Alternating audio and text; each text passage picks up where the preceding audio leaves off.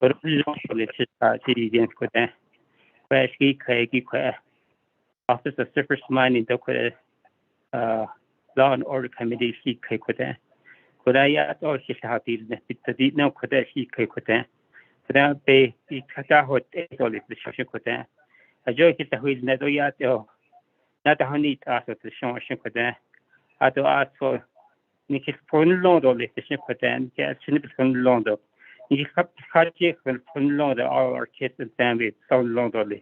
Listen each everyone, bless your mind that we so think clearly to Kodan yet the honey after all the show could I see Kokai and have Nahaki could I tell you be at the Chigi could Nikit the Nayat but I need after all the could I yet get all the show could the vision of the speed of the show but all perhaps could I should all ID who asked recently has speed or the could that be get out of could the original has linked or the original link.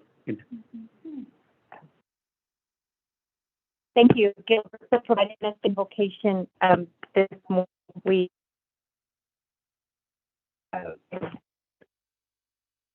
provide invocation, so we appreciate that. Thank you. Forward to item 2 on the agenda. We do have recognized visiting officials with Gilbert, even though he's already introduced himself, and then we'll just kind of go around the room to, to identify who is here in person in the room, and then we'll go ahead and we'll call upon those who are listening in. So, Gilbert, I'm going to hand you my phone.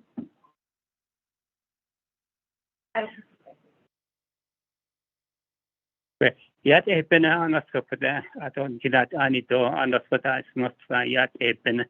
I don't could have it link on us for yet. She Gilbert Vicente that she's in I don't touch in one to any person chain.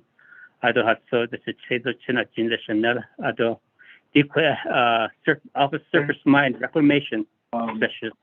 In for 7 years, so but that I think is to know. But then I don't and she's never initiated but then that one of their calculations or the worksheets is Madam Chair and Law and Order Committee members who are here with us. My name is Lavina Rajan. I'm the environmental engineer with the Surface Mining Program. We do? Okay. So it's weird because, and so I wasn't sure. I was going to ask you. Yeah.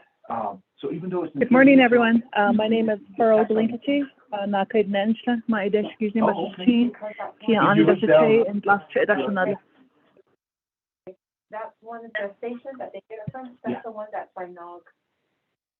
Yeah. So that's but the land. Yeah, they've been around the quiet here now. Suzette, Vice Chair.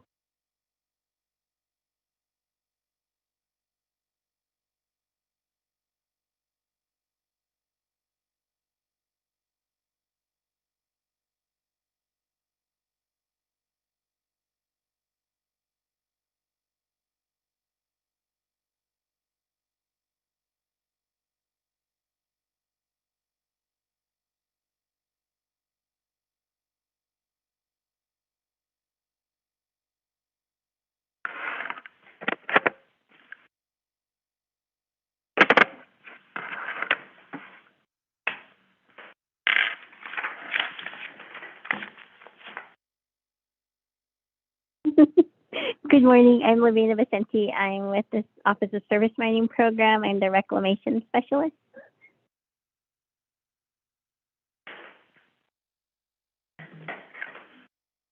Yate Bene. Good morning, everyone. Madam Chair, Charles Newton. Morning, everybody. My name is Shea Travis Gay, Yanishia, Taban Nishne, Ashihi Bashichin, Torchini, Dashache, Klashta, Dashanella. I am the Reclamation Specialist with the Surface Mining Program. I've been with them for almost 8 years now.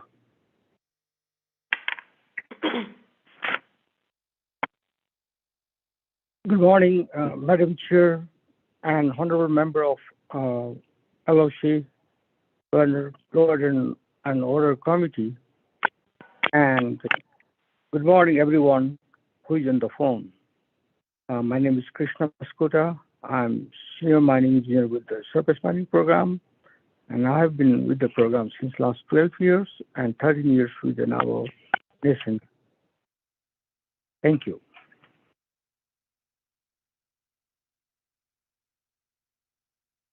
Good morning, everybody. My name is Harrison Billy. I am the surface mining program manager, and the Shin Schnido, the Shineba Shin, although it's not Shinia, the Shido, but another Shinada. The Chichimi Tudak, now Ethan Asha. Thank you, everybody, and thank you, Madam Chair, and members of the Honorable LOC Committee for allowing us to give us this presentation. Thank you. Thank you for everyone introducing themselves. It sounds like I got some relatives here in the room with me. Mr. Travis Begay, Shitilashinla, Shebit Ahne and Slindo Ashihabashin at Ashe Tropashinala, Ado Shijashi in the Ashe. That's what you said, your main clan, right? Oh, so it's good that, we established that relationship. Although I think we also have. Oh, okay. So excuse me. Okay. So so it's nice to meet you.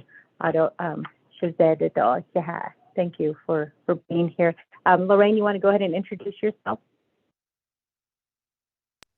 Yeah, Bennett, Shay, Lorraine Spencer, and Chef, Legislative Advisor and Chef for Letter, Law and Order Committee, Auto Tanajan, Chef for the Course of Washington, Auto Kia on Tashido, Hana, Itashinal, Hata, Stananchi.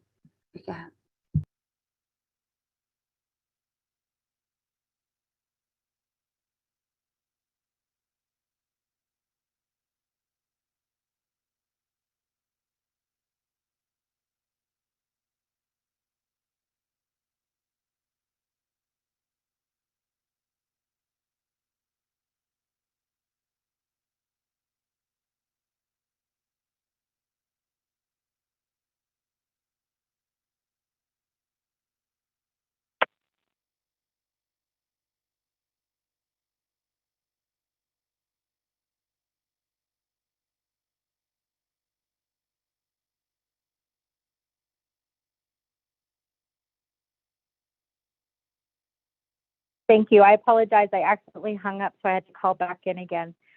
So we do have in the room several people. We're going to go ahead and go online at this time. Do we have any delegates who are online at this time?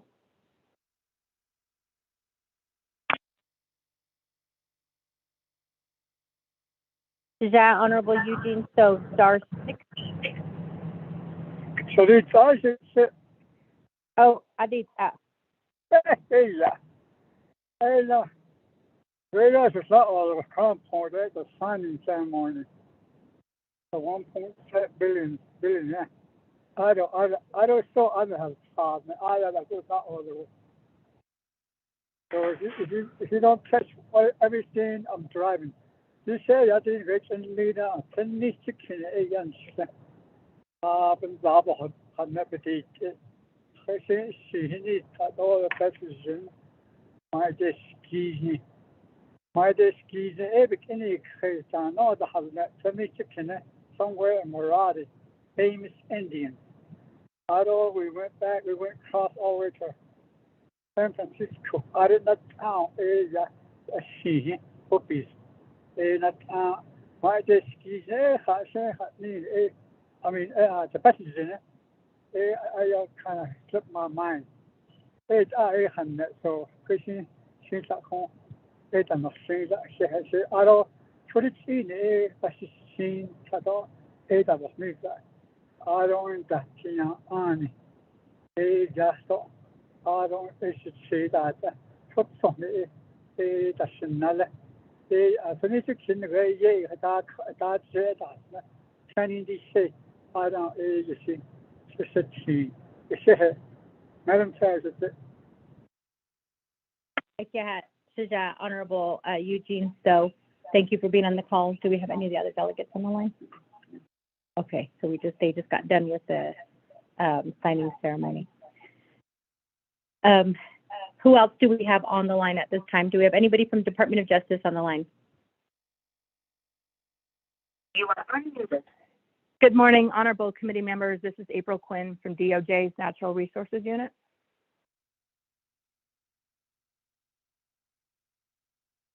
Good morning, Ms. Quinn. Thank you for being on the call with us this morning. Do we have anybody else from mining who is on the line? Good morning, Honorable Chairwoman Eugenia Charles Newton. My name is Rowena Cheremiah. I am the Director of Minerals Department. I'm happy to be on the line this morning. I'm Senjikine, born for Laguna in Spanish. Thank you, everyone.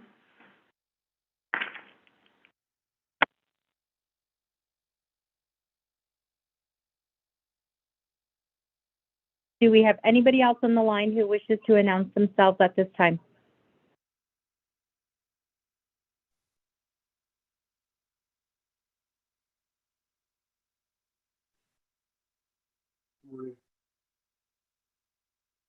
Thank you.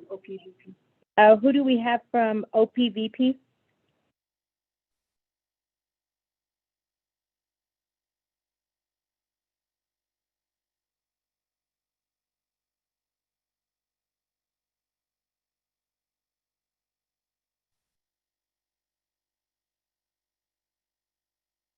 Okay, not hearing anything, we'll go ahead and proceed forward to the next item on the agenda, which is the work session topic, the purpose and the introduction for the leadership meeting. We do have mining department who is here to present on the federal government, Department of Interior, Office of Surface Mining Reclamation and Enforcement, the delegation of regulatory authority of surface coal mining reclamation to the Navajo Nation. We have several of the presenters here in the room, and we have them online. So we'll go ahead and at this time turn the floor over to you.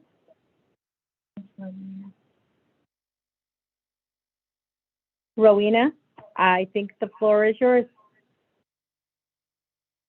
Thank you. Thank you, everyone. My name again is Rowena Cheremiah, and I'm the Director of the Minerals Department. Today we are here, the Surface Mining Program staff, to provide two presentations. The first presentation is an overview of primacy, what it is and what are the regulations behind it. This will be given by Mr.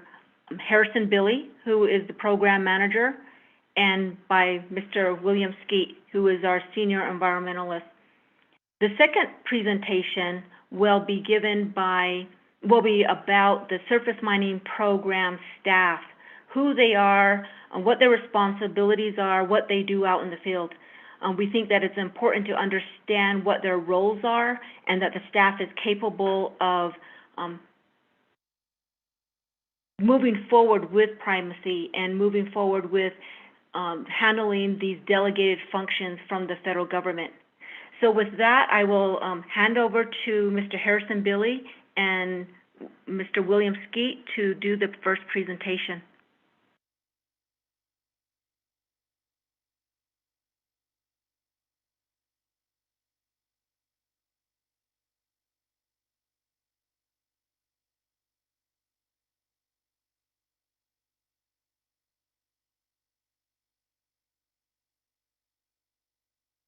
Okay, now we're on live. Like I said earlier, my name is Harrison Billy. I am the program manager, and we have been trying to get primacy for a long time. I've been with the program for a little over 8 years, and after Zaman was still here, we pushed really hard, and we got as far as presenting this to the council delegates on the 23rd council, and we were just shy by a couple of votes, and we didn't get it. And so we're trying to make another attempt. And I think this time we're a little bit more prepared. We've streamlined the presentation. And, I think it's important that we do because as of now, one of the most important things that we don't have is the federal entity coming down and making decisions where some of the staff here should be making those decisions. And so that's why we're asking, we've been in front of the RDC committee, and they're pretty much on board, and now we're coming in front of the LOC committee. So it's important that everybody understands what we're trying to do. So without further ado, let's get into the presentation. So go ahead and roll it.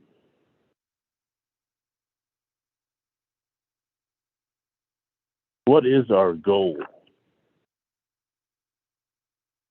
Our goal is to get the approval to obtain primacy through the legislation. The legislation has already been written, and every state and every tribe that attempts to gain primacy has to have a legislation so that they could go off of and then start the process. And one of the things that kind of like hangs up our attempt from the 23rd Council is the limited waiver of sovereign immunity, and that became a big issue. And I'm glad April was on the call because she could explain legally what that really means. But the way we look at it is the way I look at it, the way I talk about this to my staff is, the government wants a little bit, in everything they do, they always want a little bit of control. And so what they ask for is, in cases of, citizen suits or lawsuits, they want them to be the final. They want to have the final say so. So when everything's exhausted in the tribal courts, it goes to, and it's not resolved, then it goes to the federal courts. So, and that's what they're asking for, is just that limited waiver of sovereign immunity. The tribal primacy is already established through the Navajo Code Sections 18, Section 1701. So next slide. Why primacy? Primacy is something that most states already enjoy, and they have been doing that for quite some time. And in 2006, the tribe asked, why can't we have our own primacy program? And so Mr. Skeet will talk a little bit more about that later, but that's one of the reasons why this is coming about, and the tribe is wanting to be the regulatory authority to regulate the reclamation of surface coal mining operations on Navajo land from the federal government. As of now, we do have a staff, and we do go out with the federal inspectors, and we more or less participate in it, but we kind of take a back seat, and especially when it comes to violations. They're the ones that negotiate these violations, the notice of violations that the mining companies that they incur. If they have a violation out there, we can only advise, we can only bring it to their attention, and they're the ones that negotiate with the mining companies to address these violations. And so that's the difference right there, is that regulatory authority. They have regulatory authority and we don't. Basically, what that is it equates to kind of like a delegation of authority. We basically allow them to do that. We don't have the authority to do that. And so that's one of the things that we don't have. And the thing about that is when these inspectors come down, these inspectors are coming from out of Denver, and they don't live here. and so, you know, we always thought about this as, you know, who best to be guardians of the Navajo Nation, you know, especially our Mother Earth, than us. And they really don't have a vested interest when they come down here because they don't live here, and they, you know, they regulate other states, and they have their own duties. And so when we come down here, you know, we're the ones that live here. We're the ones that go out there, and we're in constant contact with the public. You know, they're always asking us questions. So that's the reason why we think that we'll probably do well. I know we will do a much better job than they would.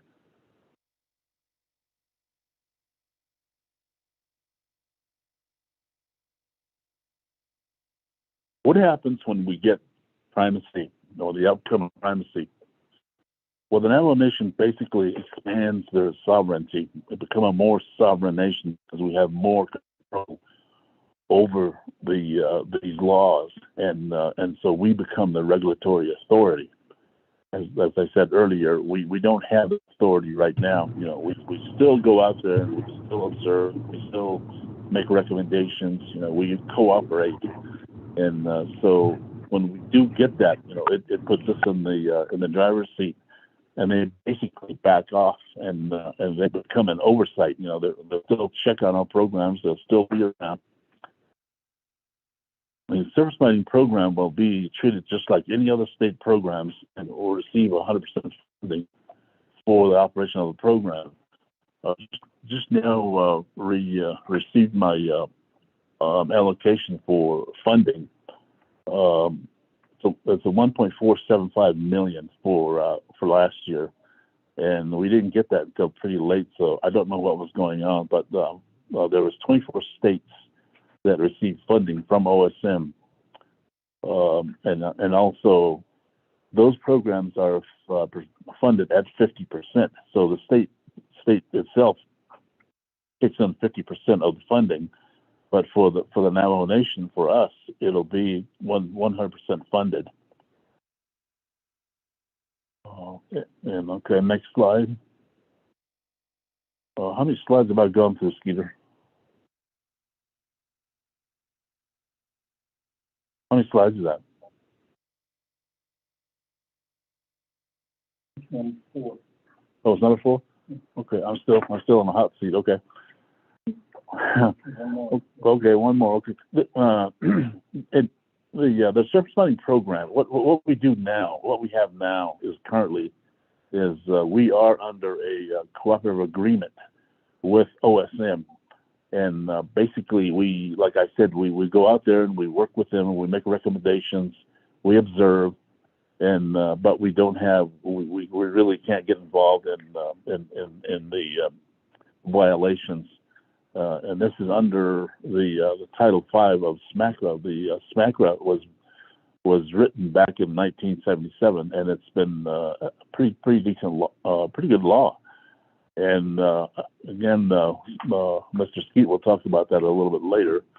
And we operate under a grant from the OSM RA since the early 1980s. And they started out small at first, and right now we're at about a little bit, just under 1.5 million, and that's not quite enough to run that program at that level. So we're trying to hit the federal government for a little bit more money.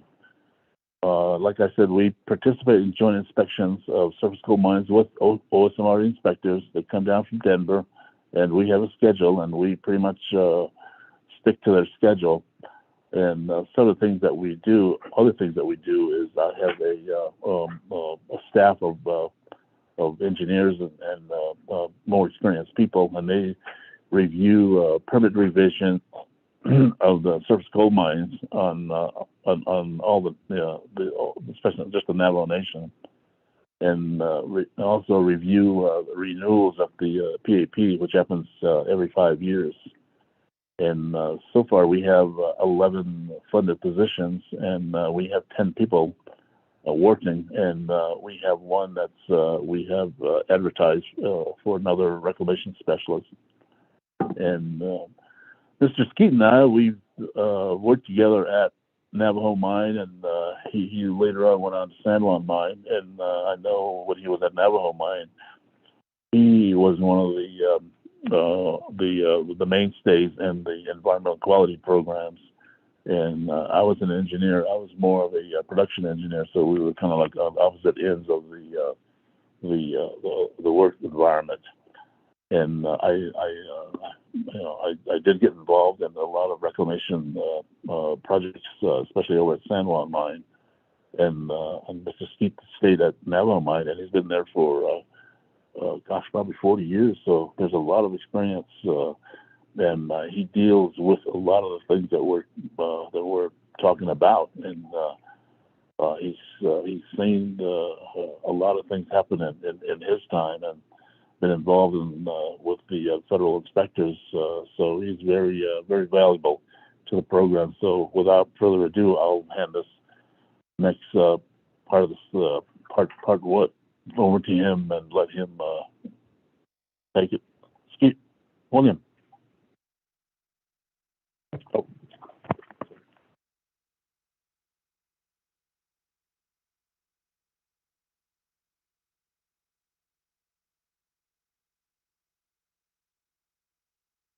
Thank you very much, Harrison. Continuation of our presentation on the PowerPoint here. As far as the responsibilities prior to primacy within the surface mining program, we have no enforcement authority, and the enforcement action is initiated by OSMRE, the federal agency, and the responsibility is participate with joint mandatory inspections aligned with the Office of Surface Mining and Reclamation. We also review permit application package, permit renewals, mine plans, and provide comments to the federal agency within 30-day period. We also participate in public outreach process with the federal agencies during preparations of the environmental document, such as the National Environmental Policy Act.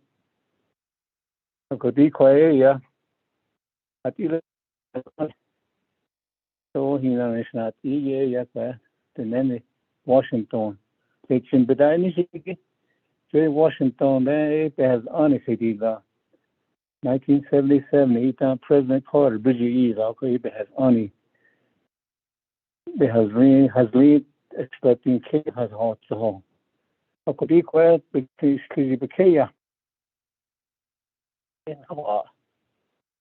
on and she looked at what we now on Winston, where but not sure. It's not it. Ireland, we get the primacy approved within Naval Nation Council as our primary goal, as Mr. Billy explained.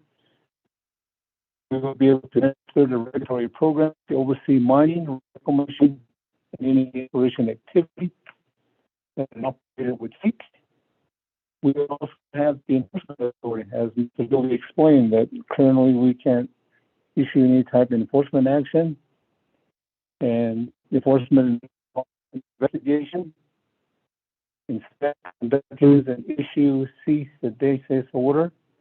We'd also be able to order suspension, revocation, or withholding of a permit for failure to comply with their permit condition or certain parts of the federal regulations that we would have on a tribal jurisdiction. We'll also be able to review, approve, and or disapprove permit applications. Permit applications within coal mine operations are renewed on a 5-year incremental basis. And we would also be able to administer cooperative agreements with the federal agency of OSMRE, other federal, state, and agencies. We would also be able to publish and promulgate rules and regulations to carry out the purposes and provision of the Act once we are able to maintain the Surface Mining Primacy Act. We would also notify the federal agency OSMRE of potential criminal actions and recommend criminal penalties under SMACRA, which is the Surface Mining Control Reclamation Act. I mentioned coming into law in 1977. The program will transition gradually with the federal agency OSMRE until the program is fully functional.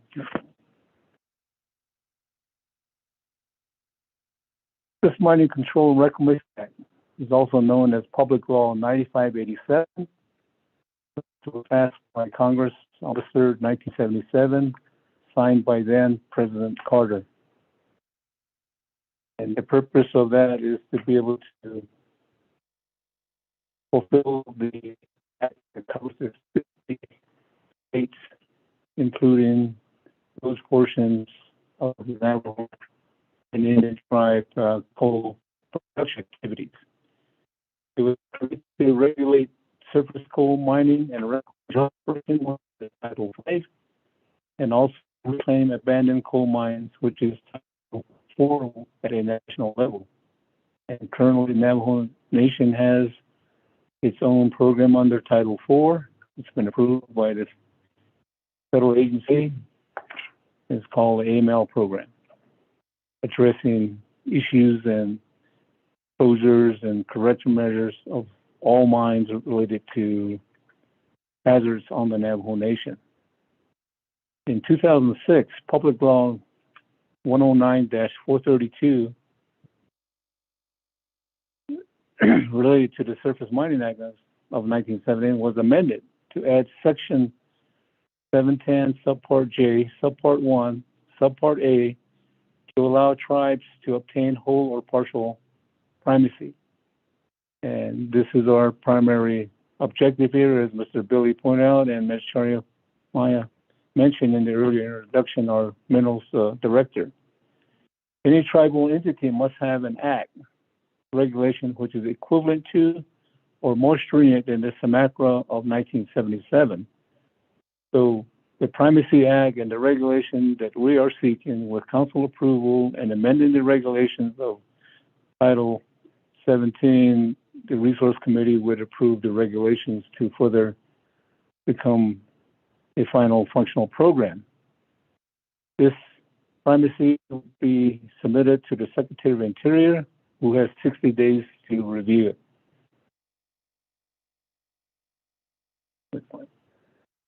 What are the provisions within macro? Or limited waivers of the many Section 710 that is specific to Indian tribes would be triggered for the state program. Section 710, Subpart J, Subpart 1, Subpart A, and Public Law 109-432 requires tribes to waiver limited sovereignty immunity. And that is just one specific area to be able to allow citizen suits arising under Section 510 of the Act. And the judicial review process would be under Section 710, Subpart J, Subpart 4 of SMACRA.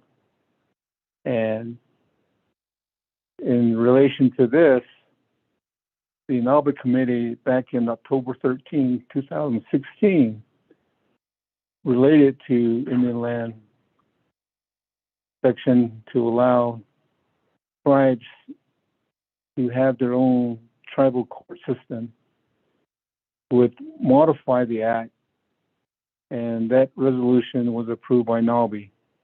And so to further strengthen the sovereignty of the nation in relation to the primacy, this NAVI resolution would make it complete. If lawsuits were not resolved within the Navajo Nation court system, then lawsuits can be resolved through the federal district court system. It was a recent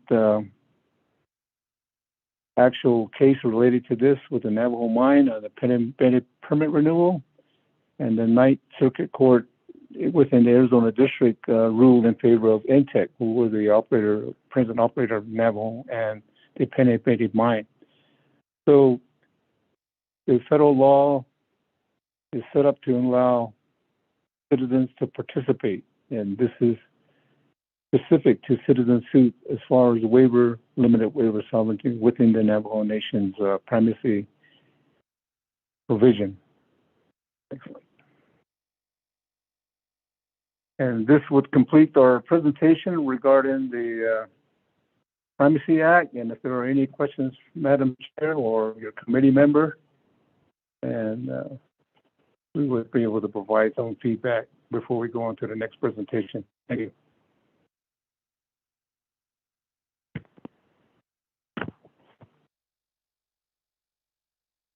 Thank you guys for the information.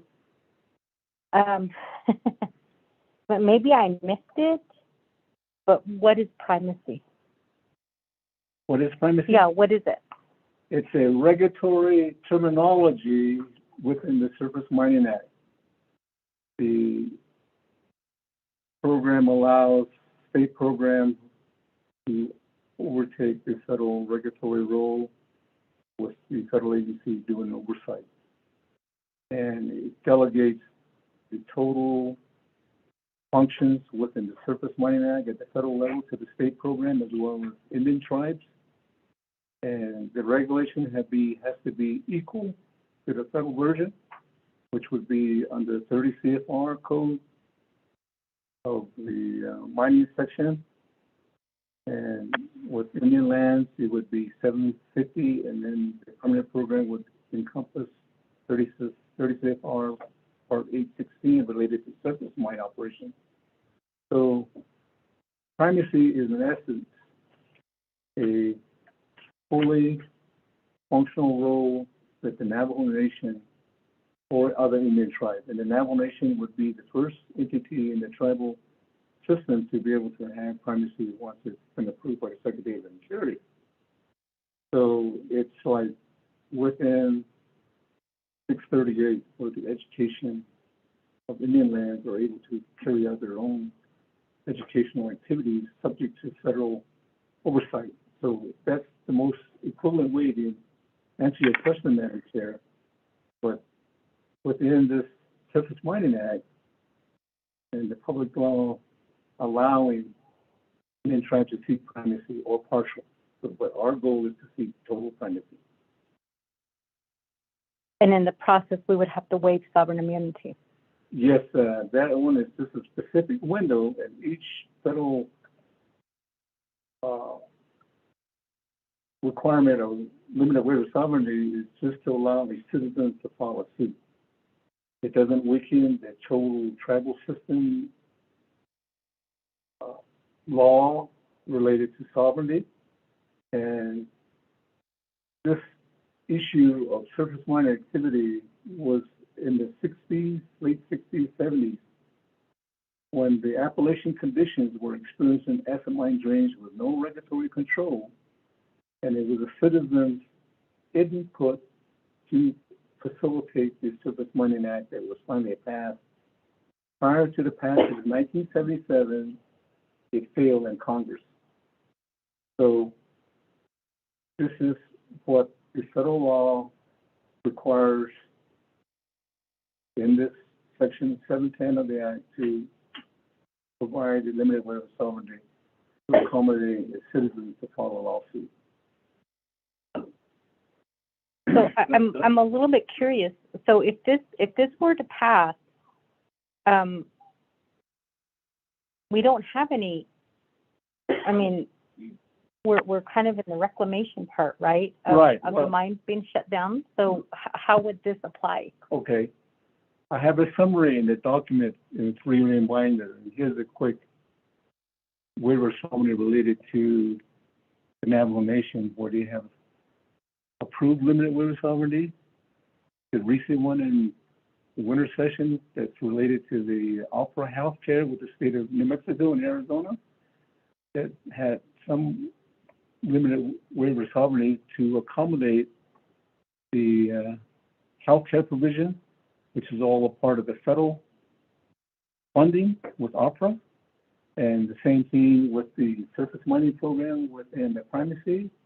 It would also have the similar capability, but the limited waiver of sovereign immunity is specific in area. Like, for example, NAPI, they had granted a limited waiver of sovereignty to allow a vendor, which is again specific to that area, to repo a 200,000 farm machinery equipment. So the Navajo Nation Sovereignty Act, as far as the purpose of Section 554, provides exceptions to the general principle of sovereignty immunity within the Navajo Nation.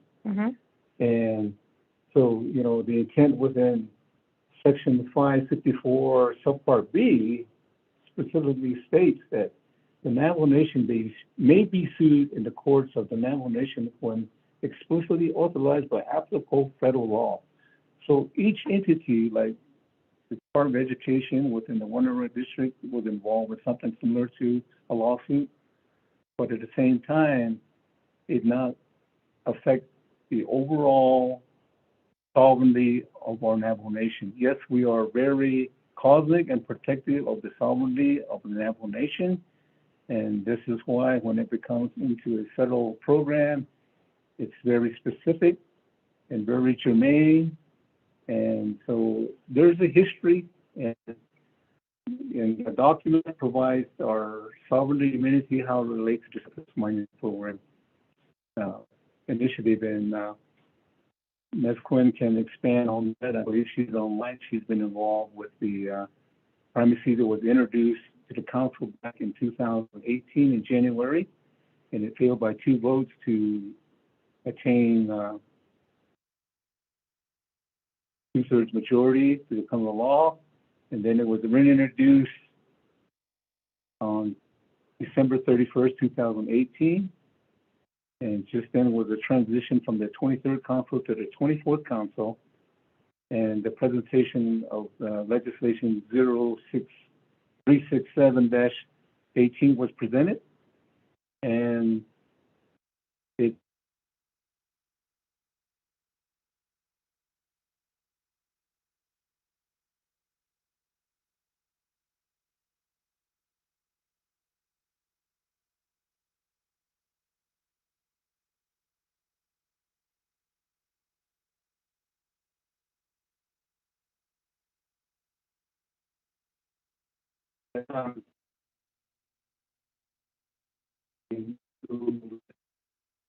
the original one of 367-18 involved with the development of the regulatory policy program within the field solicitor. So there's been a lot of work involved over the last 10 years. And so, you know, that was a good question, Madam Chair. And it's something that everyone involved would hopefully clearly understand how this primacy works in lieu of the limited waiver of sovereignty. Well, I mean, I think that is really the question, right? Or the issue is, I still don't understand what primacy is, and I don't understand how, you know, with the closure of the coal mines happening right now, and us in the reclamation part of, you know, the closure, how this primacy legislation would benefit the Navajo Nation. So that's number one. Number two is, I don't see how giving a waiver of limited sovereign immunity is a benefit to the Navajo people, because you're in essence, you're opening up the Navajo Nation to be sued in the state and federal courts. And now you're saying that, you know, an individual could sue, which means that, you know, if we were to lose a case, and if a Navajo person were to walk away with $1 billion, that $1 billion is going to be coming out of your pocket and out of the Navajo people's pocket. So that's why I'm trying to figure out, like, how is this a good thing? Okay. Let's have April. Can we have April address that? Madam Chair, Rowena Chair Maya, if I could add before we ask April to join in. Go ahead. Okay, thank you, Madam Chair. So let me just expand on what William was describing and to answer your questions about what is primacy. So I'm going to start from the very beginning that the federal agency, the Office of Surface Mining, Reclamation, and Enforcement, they are currently the primary regulator of coal mine reclamation, not mining, but just coal mine reclamation under the Surface Mining Control and Reclamation Act, which we refer to as SMCRA. So with primacy, the Minerals Department Surface Mining Program will be delegated the federal functions of our current funding agency, of OSMRE, and that those federal functions deal with inspections of reclamation activities primarily. And in the next presentation, they'll go into a little detail of exactly what that is. But that's how that will benefit the Navajo. The Navajo Nation will be the primary regulator of those reclamation activities. And reclamation takes a long time. There's 3 phases. There's years of reclamation for each of the mines on Navajo. So we will have that authority to oversee the reclamation that's being performed by the companies. Your second question had to do with, I'm sorry, go ahead. Okay, so one of the issues that we have here in the Navajo Nation that not one delegate and not one president has been able to address, and that is when we bring home our qualified Navajo people to come and work for the Navajo Nation, we cannot pay them what they would be paid off the Navajo Nation. You are asking us to vote to give regulatory powers to the Navajo Nation. And I saw your breakdown of the individuals that you have working for your program right now. And I see that you have your scientists, you have your geologists, you have your agricultural engineers, your mineral engineers. My guess is that if this regulatory, authority is given to the Navajo Nation, there will also be that expectation that the pay will also increase because we're increasing your responsibilities. So if not one delegate, not one, has ever come up with a plan to address how we can supplement salaries to bring home qualified individuals. So while you're explaining this to me, I'm thinking that your program is going to expand. You guys are going to be requesting more funding from the Navajo Nation, and the Navajo Nation will be required to pay individuals what they would normally be paid off the Navajo Nation, because this is a huge endeavor, regulating, coal reclamation, coal mining operations. That is, I guess, an issue that we have to address. And I can tell you right now that, not one president has addressed that issue. Not one presidential candidate has addressed that issue. So I'm a little bit concerned with creating a regulatory agency when we are set to see a shortfall in our revenue within the next couple of years. And right now we're having the conversation of which program are we going to shut down? Who are we going to lay off? Because, we have not seen the negative effects of COVID because we have CARES money and because we have ARPA money that is supplementing our budget right now, thankfully. But, to open up or create a regulatory agency is a huge endeavor. It's not that easy. And then you also have to look at the fact that we don't have any coal mines aside from the ones that are being shut down with reclamation right now on the Navajo Nation.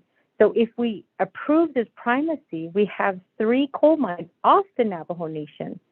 Does that then mean that we would be giving you guys authority to go off the Navajo Nation to regulate those 3 coal mines that are located, 2 in Wyoming, 1 in Montana? Would you have that authority to do that? I would think not. But that's a question that you guys might want to prepare yourself to answer, because surely there's going to be a delegate who's going to ask that question. We also have input going into the Four Corners mine, but again, that's off the Navajo Nation. So explain to me then how you guys are planning to address these when you present to NABI. Thank you, Madam Chair. To answer your first question about salaries, so let me just begin by explaining that the surface mining program, the Navajo Nation Minerals Department surface mining program, was created in the early 80s. And it was created solely for becoming a tribal program that is delegated these federal functions. That is why the surface mining, the Office of Surface Mining, Reclamation and Enforcement allowed us to create the program. It is 100% funded by the federal government. Under primacy, it will still be 100% funded by the federal government. So this delegation of authority, it was I don't want to say the idea, but I'll use that word. That whole idea was put into legislation. It became law. And once it became law, the federal government said, okay, what states and what tribes want to try to obtain primacy? Any state or tribe that wants to try to obtain primacy, the federal government will fund you. For tribes, we will fund you 100%. For states, we will fund you 50%. So there are a handful of states that have already obtained primacy, New Mexico being one of them, Utah, all the states around the Naval Nation. And there are no tribes that have obtained primacy yet. The Navajo Nation would be the first tribe if we are successful. So the salaries will be paid by the federal government. The employees understand what primacy is. They understand that the program was created for the sole intention of obtaining primacy. And without primacy, then if the federal government determines that the Navajo Nation is no longer obtaining primacy, this whole program dissolves. It goes away. The employees, the surface mining program employees that you see right now sitting in the conference room in front of you will not have any job, because that's what their sole purpose is to obtain primacy to regulate coal mining reclamation on Navajo. Now, the coal mining reclamation on Navajo involves 4 mines right now. There's reclamation at the Kayenta mine. There's reclamation at the McKinley mine. There's reclamation at the Navajo mine. And there's reclamation at the Pinabete mine. In the next presentation, the staff will go a little bit more into the reclamation on those mines and the phases of that reclamation. So we understand that it is a very difficult and a huge task. We have the federal funding agency, OSMRE, working with us for years on this. Ever since '82, the staff has been trained. They're trained they follow in the footsteps. They shadow the federal inspectors on what their tasks are to do.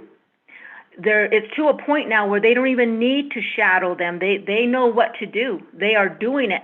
But by law, since we don't have primacy, it's still the federal inspectors that take credit for all of the inspections, that are able to issue violations when they come across anything wrong with the reclamation activities. But that's not to say that our own employees can't do that. They can do that. They're very knowledgeable. Like you said, they're technically trained. They're scientists. They're engineers. They've been doing their job, this particular job, for many years and have many years of experience, some of them working at the coal mines. So they've been on both sides, working for the Navajo Nation government and prior to that working for different coal companies. And so they know when they come to work for the program, they knew what they were getting into. Part of obtaining primacy is it's not just a linear job working, I should say a linear task trying to obtain primacy through the Navajo Nation and the Navajo Nation's government. It's also trying to get federal government approval, because once we go through getting Navajo Nation approval, there's still a lot of steps in front of us to get the Department of Interior, the Secretary of the Department of Interior's approval. So there's a lot of things that we have to do and that we're working on right now as we work with the Navajo Nation government. We're also working with the federal government and getting our package together, all the way down to what you just talked about, salaries. How is the organization chart going to look like? Who is going to exactly be responsible for what position? Will you need more people? Will you need more administrative help to do this? What is the Navajo Nation's process? What process will you go through when the federal government is no longer involved? All of that we are working on. So these are really good questions, and I'm glad you're answering them, because we need to know how to present in front of NABI and finally council. So thank you, Madam Chair.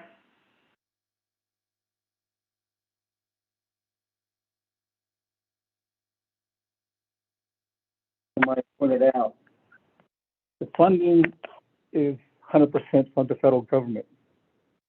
And it's not going to be where the tribal revenue would have to provide funding for the program once primacy is approved. And the staff would be totally involved with the regulatory portion of coal mine activities on the Navajo Nation. As pointed out by Mr. Billy, the state currently under primacy only gets 50% funding. So our leadership with Dr. Joe Shirley as the president, he made testimony in Congress seeking funding for AML. They get block grants.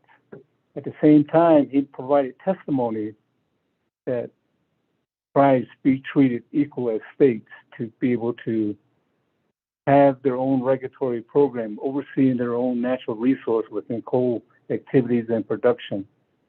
And the program has been functioning as a pilot program, and also Congress in the passage of the Surface Mining Act recognized tribal coal resource in production up in Montana with the Crow and the Ute portions in the southern part of Utah, and the Naval Nation, the Hopi within the partitioned land.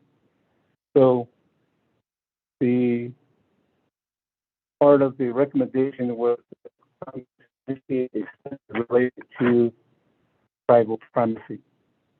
So they provided grant through the early ladies, as Ms. Shamaya pointed out, and further, the congressional concluded that tribes with coal-producing entities would be given the opportunity, and they're capable to be able to manage the primacy. And the Naval Nation has been striving in this effort, and with the recent introduction with the 23rd Council, and we're right there. There's been a lot of effort put into this program, and unless Congress changes their format, but at the same time, we're under the federal grant program, and it's been continuing for the last 40 years. So we are very optimistic that this program will be a continuation of the process. And NTEC's operations up in the state of Wyoming and Montana, they are under the permitting with the state of Wyoming and the state of Montana. So the surface mining program here would not have any direct jurisdictional role to where NTEC is currently operating up in Wyoming and Montana. Thank you, Chair. And we had good questions, and we'll continue to entertain additional questions or whatever comment you have, Madam Chair. Thank you. Thank you. I was trying to flip through the book and it just fell apart on me. Well, I mean, I guess the other question that I would have is a lot of things have changed since Joe Shirley provided that testimony in 2007, and then since the legislation has been, introduced in 2018. And that major change is that in 2019, the 24th Navajo Nation Council voted to close these coal mines. And now we're in the reclamation period. So I would understand if this legislation was being introduced while we were still engaged in coal mining, but we're not. We're transitioning. So part of understanding bureaucracy is we create offices and then it's hard for us to dissolve or dismantle it when it comes time. So at this point, I guess I'm just trying to figure out if we're transitioning now, and listening to the presidential forum, it sounds like a majority of the presidents are saying the same thing, which is we need to move away from natural extractions and start looking at, green energy. So how does this, how long do you anticipate this office lasting? Because I mean, based on the fact that we are closing, we're in the reclamation period, it seems like it could just be another 10 years, maybe less. Okay, Madam Chair. Let me make, hold up. Let me get here.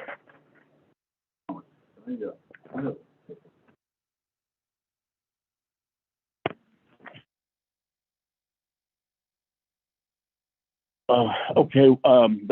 One of the misconceptions that people have about the mining industry is that since these mines are closing, things are coming to an end.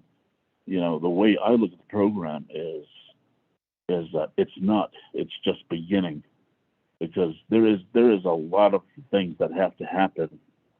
And it is happening now, and with the closure of the Tienta mine, it's starting, and there's still a big void that has to be filled, and they're talking about at least 4 to 5 years before they even backfill the pits, and then from there, the revegetation process begins.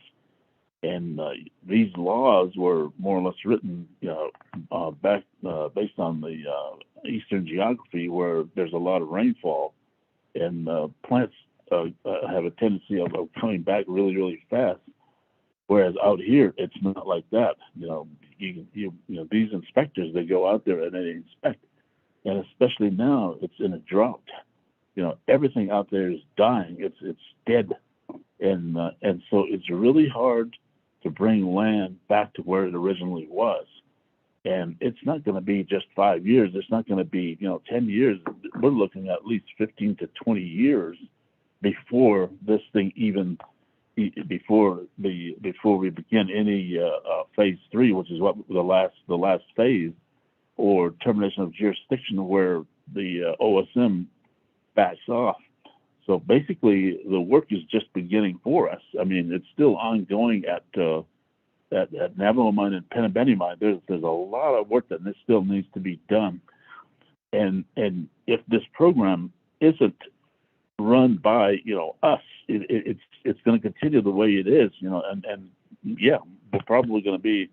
I mean, right now we have the group out of the Tienta that are questioning the reclamation, the process, and so that's the reason why this primacy is important, and then just that limit waiver of sovereign immunity is important to the federal government, because first of all, they look at it as it's their money, and if there's something that does go wrong, yeah, they would like to, I mean, this is not like China or Russia where you don't have a say so, where the citizens don't have anything to say. That's what they like. I mean, this is democracy, and that's a part of it. But the program itself is, again, we as we emphasize, it's funded completely by the federal government, and that is even in the regulations. The states, they only get 50%. So really, the program runs by itself, and so I've had the opportunity of having a reduced budget for this year, and last year it was reduced, and this year it is reduced again. But I think the funding source of where this money comes from is, you are right. When there is a money operation, there is money flowing into the treasury for that reason, and so they run these programs based on how much money comes in, and the Navajo Nation has put in a lot of money into that program, and that's the reason why it kind of puzzles me why we never had a program from the beginning. And I was with the AML program back in 1984, and we had the Title IV and the Title V program, and nothing has happened. It's just the same way as back then. And here I am, I joined this company back in 2014. It's still the same thing. It was like, what happened? What we should be we should have primacy. We should be the main driver of this reclamation of the SMACRA, and we still don't have that. And so, what's happening is since the mining industry is not as popular as it used to be, it is shrinking, and there's no replacement. There's nothing in the coal mining business that's reopening. Probably underground mines and stuff like that, but it is shrinking, and the budget is shrinking. But there's still a lot of work that has to be done. That's the way I look at it. Is our work is just now starting. I'll be long gone. I'll be retired before, and some of these guys might even be retired by the time this thing gets done. And these guys are the ones that are going to have to make sure that it gets done right. And I imagine I don't know what's going to happen. I don't have a crystal ball, but I know I've incurred three years of reduced funding. The Hopis, their whole AML program is basically kaput, and now they just refunded their Title V program, but they don't have very much. There's, like you said, the Naval, the Kanta mine is closed. There's no more money coming out of that, and so it's like that everywhere. So I would anticipate that is going to continue to keep growing, and the program, if there is no money, the only thing you can do is lay people off, and I've had to take a position and hold off on it because I didn't have enough money, and I had to allocate that money to other things to run the program. And now we've reduced it down to 11, and we're trying to ask the federal government for additional funding because of what we're going to incur. And I think with primacy going forward, there are probably other costs that we really don't see or haven't anticipated. And so that's what we are grappling with. But as of now, we have never dipped into the tribe's money. We salary wise or anything.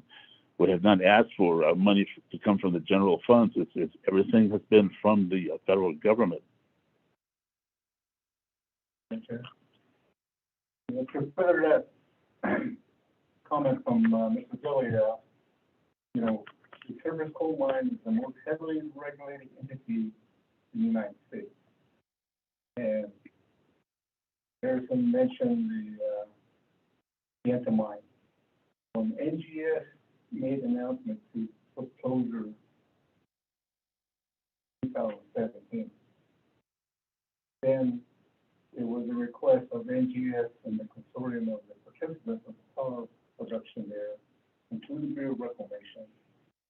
We spent it 2 years. So in 2019, there was some entertainment with the resolution to continue Pimienta and NGS.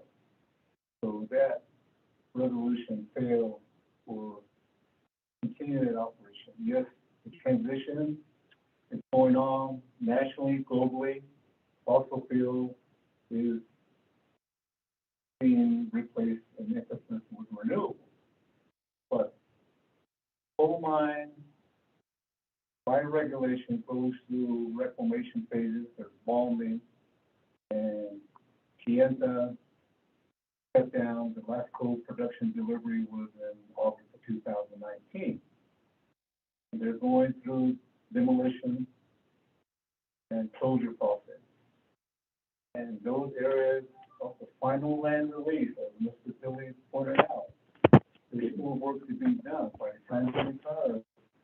Still going to be proceeding because the last part of the program is involved with phase 1, phase 2 bond release. And there's a 10-year duration of vegetation before you get to phase 3 bond release. And at the same time, if something area becomes an issue, it re-triggers the time clock. Present operation of the Navajo mine is an active mine, and current projection of the power plant there is 2031. And recently, the state of New Mexico requested a generating station to extend their closure because of blackout. We're also seeing blackout going out in the United States as well as globally, and that the coal production and some of the power plants are being brought out of mothball to continue to provide power for the citizens. So, you know, by putting our energy need in one basket, and renewable is weather dependent. So there's got to be some flexibility, and I think, you know, fossil fuel offers that flexibility. Like the state of New Mexico, by 2050, their mandate is no fossil fuel production. So, you know, we speak of the Navajo Nation. Our renewable is small, minute solar panel Pimienta. They got one going on in the Red Mesa, Sweetwater area. And those are small, minute production output. So the emphasis is going electricity with vehicles, electric cars. So the foresight within Navajo Nation, the rule, you know, the preparation is going to be enormous and a shock to our Navajo Nation community once that whole national transition comes into that era. So the program is enormous, but we have the capability to carry on with the program. And we can further our advancing presentation with the leadership. We're in an election year, and this is going to continue. And yes, the technical and the responsibility hasn't been addressed in certain other divisions and other departments. But within the mineral surface program, we've been functioning with the federal agency in the last 40 years plus. And I worked in the industry over 40 years, and my emphasis is to get back to my Navajo Nation community with my experience as well as Mr. Billy, as he pointed out. So we're a mentor to our fellow citizens and on staff, and the program's going to continue. So I appreciate this opportunity to carry on, Madam Chair Suzette.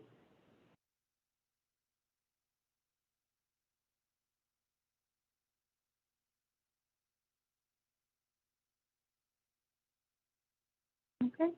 Well, I mean, you guys are going to get a lot more questions. Yeah. I'm just one delegate. Oh, yeah, exactly. Well, this is good. And you guys have to understand that Right. a majority of the delegates voted to close the coal mine. And a majority of the delegates right now are, you know, like I guess when it comes to coal, immediately it's kind of a shutdown. But I mean, that I don't know. I don't know. But you can't equate this to NGS where everything was shut down and not. And like Kienta Mine, and you're still going through the reclamation program process when the last 5 days release back in, and that could be between the 20 to 50 year period as mentioned by Mr. Billy. So there's a lot of work involved, and like I mentioned, the surface coal mining regulation is heavily regulated. It's not like hard rock industry, copper, uranium, and the renewables require rare earth material. Copper is becoming an issue. Silver is a byproduct for solar. So there's a lot of things that have to come together. Thank you.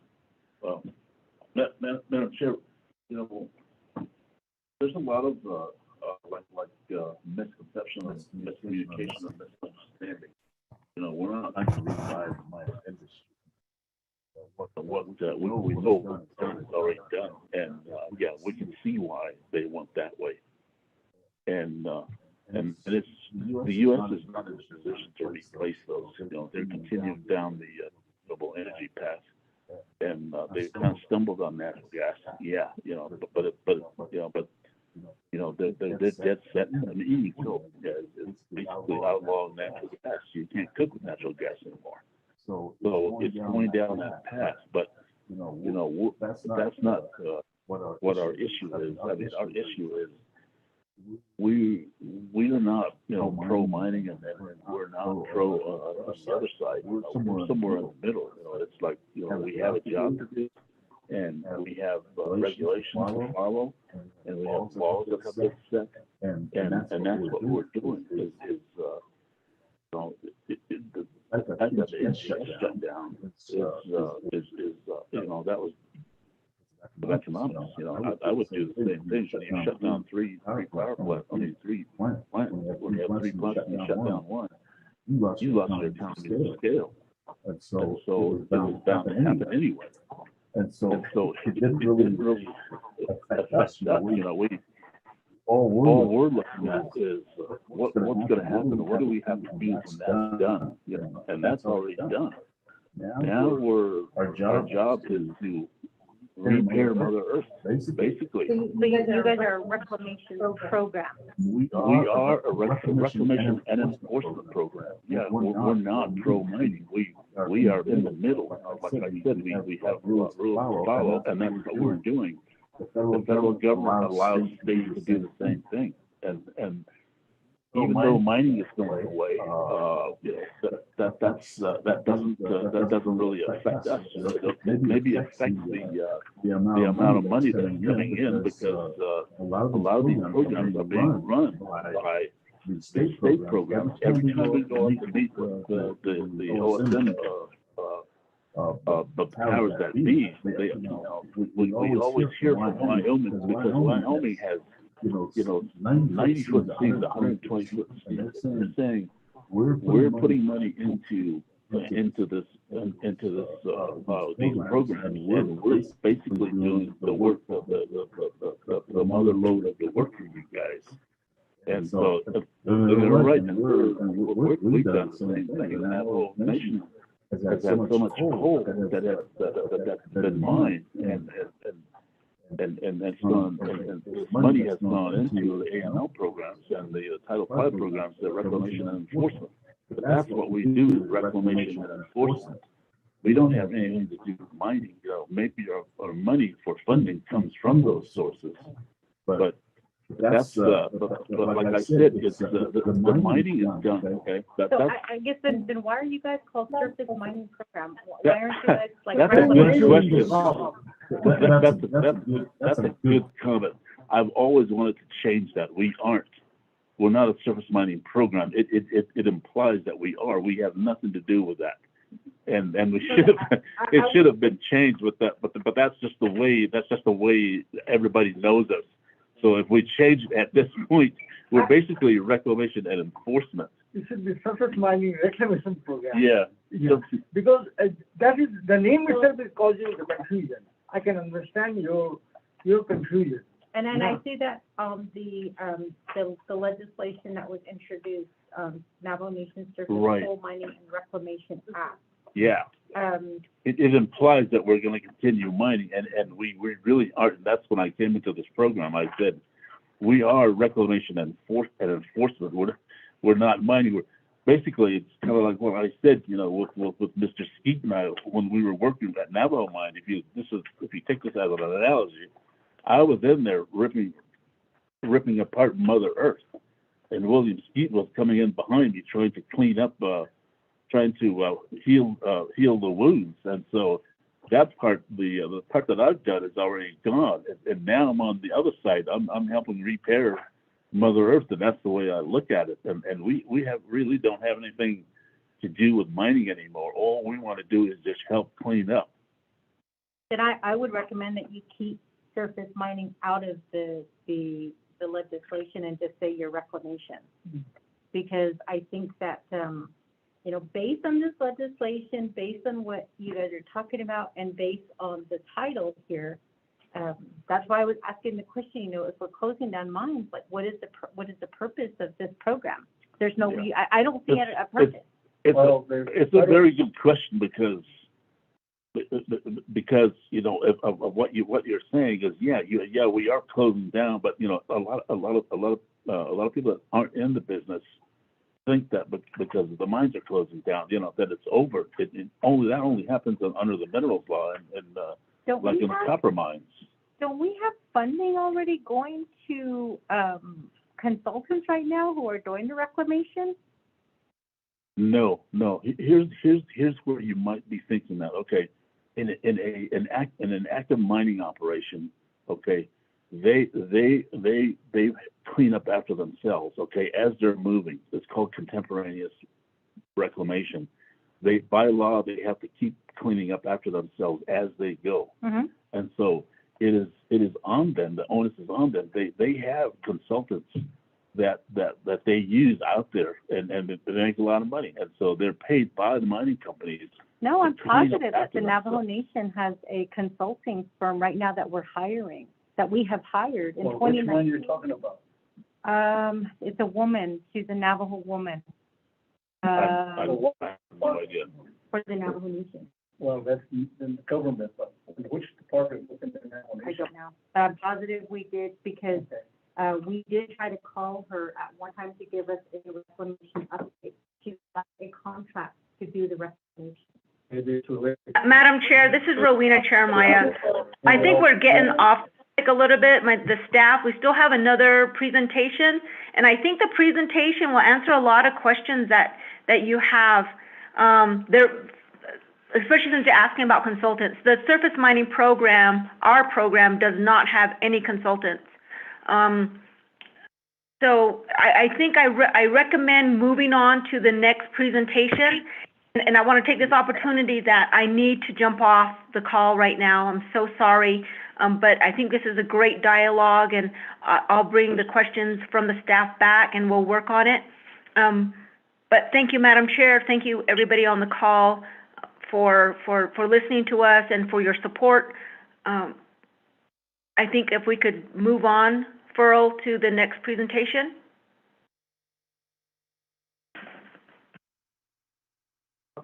Oh, Madam Chair, this is Delegate So. Yeah.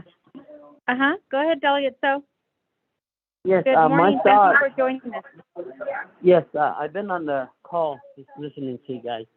But one of my thoughts pertaining to the presentation is that, yes, we did try to get this legislation through from the past council. And we run into, we didn't get it through. But you agree that we should have been there already. But just for the mining operation, the mineral department, we should have been there. Should have already had this thing, and we should be in control of our own regulations, on the on the reclamation portion. Right now, yes, the federal government is in the driver's seat on this, and who knows if the federal government is overlooking things, So, but what I'm getting to is that we should have been there, and I do support the effort of getting primacy, and as is my portion of this conversation, and but I will be in support of this when the legislation is dropped. I believe you guys are coordinating with RDC to move forth to drop the legislation, so I'll be there. Yeah, thank you. Thank you, Vice Chair. I think I saw that on that 2018 legislation, I believe that you were the motioning party. So I think that the support is there. I still have a lot of questions. So it's good that you know early that you'll be supporting this legislation. Thank you. Madam Chair? Mm-hmm.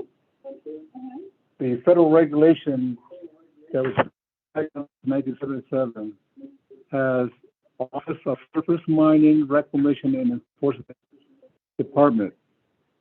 So, they also specific to coal mine activities, but, within our SMACRA and the legislation, as we finalize that, it's going to be introduced to the 24th Council, we're going to be able to have something that is very germane and specific, but at the same time keeping in mind of the federal version, since we have to be equal or more stringent.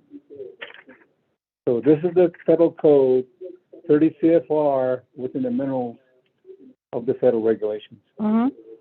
So just so you know, on that legislation, right, on the legislation, you don't have that. You don't have that there.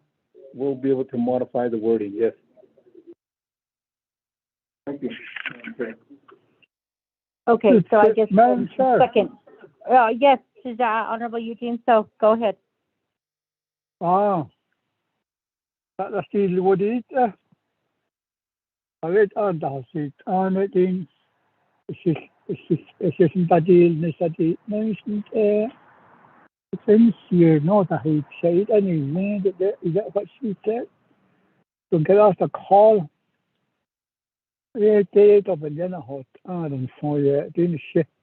Nabandale miss. What out the Nabanda miss.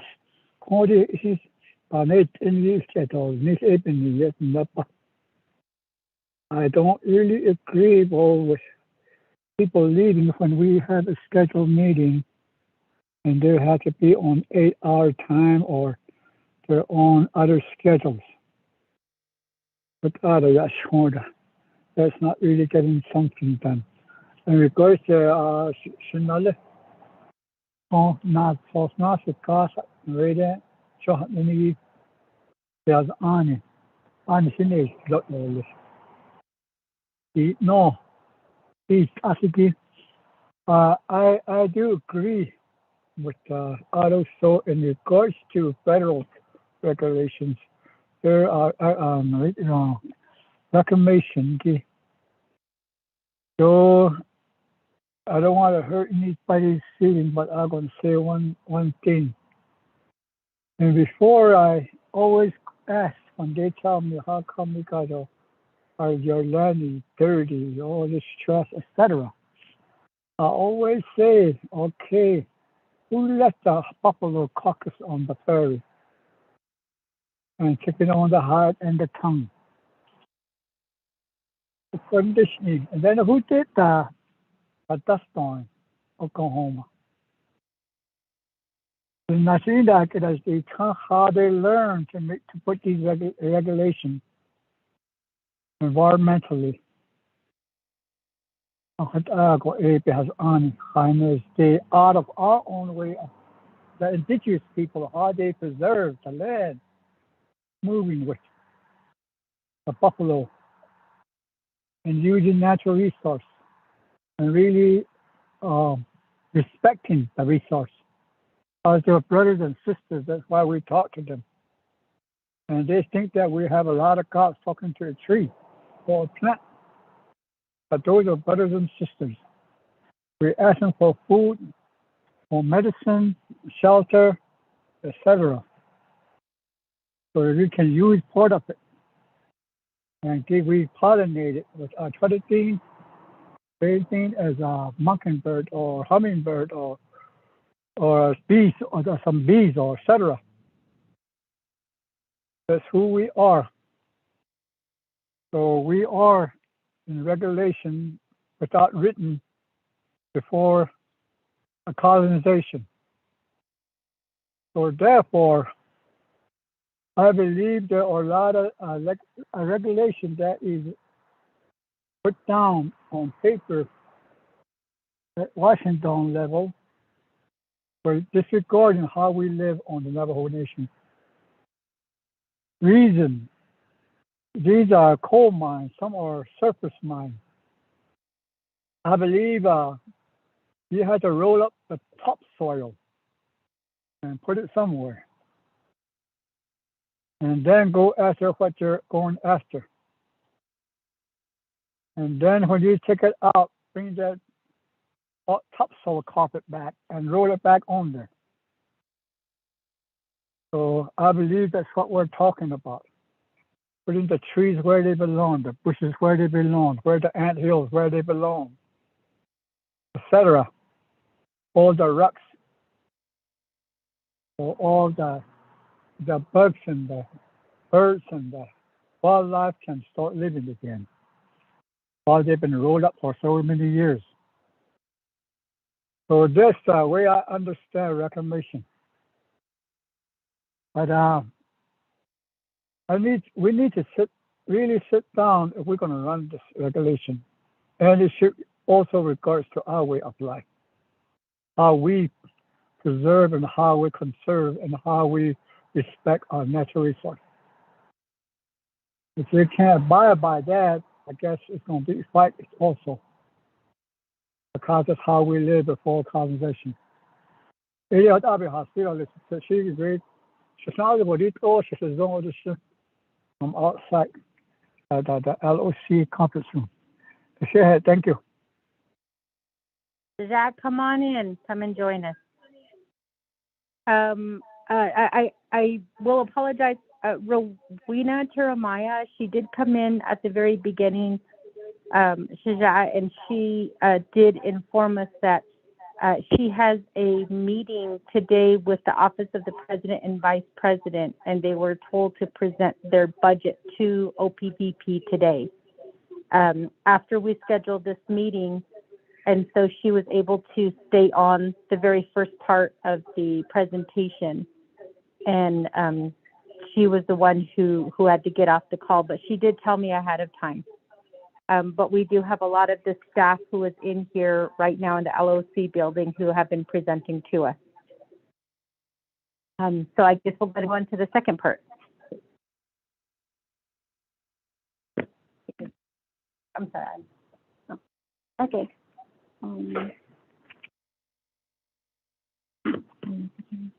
Okay. Our next slide is about. Okay.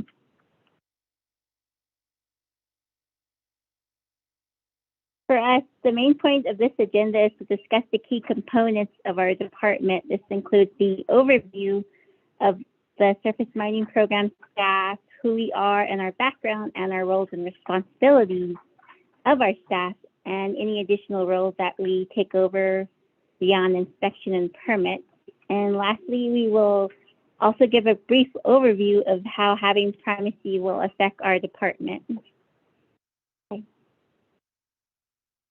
Okay. Our surface mining program has 11 funded positions. As Harrison said, we have 4 reclamation specialists, but we only have 3 of those positions filled. We have 2 environmental engineers, 2 mining engineers, 1 hydrologist, 1 programmer analyst, and 1 senior office specialist. Okay, next slide. This is Travis Chivigay. He's our lead reclamation specialist. He is the team lead for the Navajo Penabete mine. He has a Bachelor's of Science in Geology and a Bachelor's of Art in History. and has been trained in surface coal mining blasting, as well as one-on-one training with Elfrida Cornsville, our OSMRE's blasting expert. Elfrida Cornsville was a former employee that worked for the surface mining program, and she has now since moved on with OSMRE. Our next reclamation specialist is Gilbert Vicente. He is degreed in range science and has 30 years experience as a rangeland natural resource specialist. He has worked with the BIA and the USDA Forestry Service, and he has extensive knowledge in soils and revegetation. And next slide.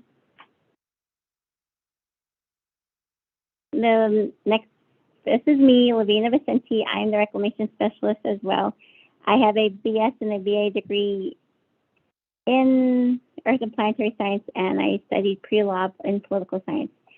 I previously worked as an IT technician, a research associate, and a petroleum geologist, and a law clerk for the OPVP, and as a mineral geologist with the Minerals Department. I'm currently working here. Harrison, on our permitting side, Harrison is our program manager. He has an MBA in Finance and Accounting from the University of Phoenix and a BS in Mining Engineering from University of Arizona. He has more than 28 years work experience of private mining industry and international work experience. He has also worked with local and regional mines. Next slide. Krishna Skoda is our senior mining engineer with a professional engineering license. He has a Master's of Engineering in Mining from the University of Arizona and a Bachelor's of Engineering degree in Mining, which he obtained from the Indian Institute of Engineering Science in Calcutta, India. He has 34 years of mining experience of surface and underground mining. Next slide. William Skeet is our senior environmental engineer. He has a Bachelor of Science in Agricultural Engineering from New Mexico State University, and he has 40 years experience with federal and state agencies with permitting and bond release, as well as expertise in other areas involving mining. Lavina Rajan is our environmental engineer, and she has a BS in Mineral Engineering from New Mexico Tech University. She has gained extensive experience while working at the Chevron McKinley mine and uses her knowledge to help the program. She has reclamation experience but has worked with hydraulic designs and land relinquishment. Patricia Slim is our principal hydrologist. She has a Bachelor of Science in Geology from UNM. She has done hydraulic work with various entities on and off the reservation, as well as operating her own hydrogeological consulting firm. Farrell Belling has a BS in Business Administration with an emphasis in computer science. She's our senior programmer analyst. She spent 20 years with the Naval Nation Division of Social Service before joining the Surface Mining Program staff and has brought her extensive IT knowledge to our program. And with that, I will let Mr. Travis Gay present inspection.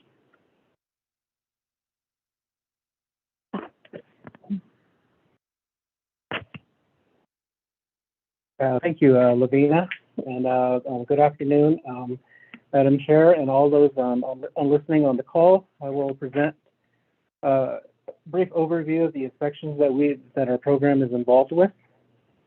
Right now, we do assist OSMRE with the inspections on the surface coal mines on the Navajo Nation.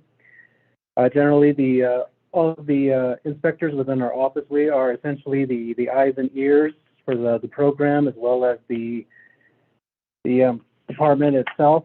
We do report on what we encounter out in the field when we assist with these inspections.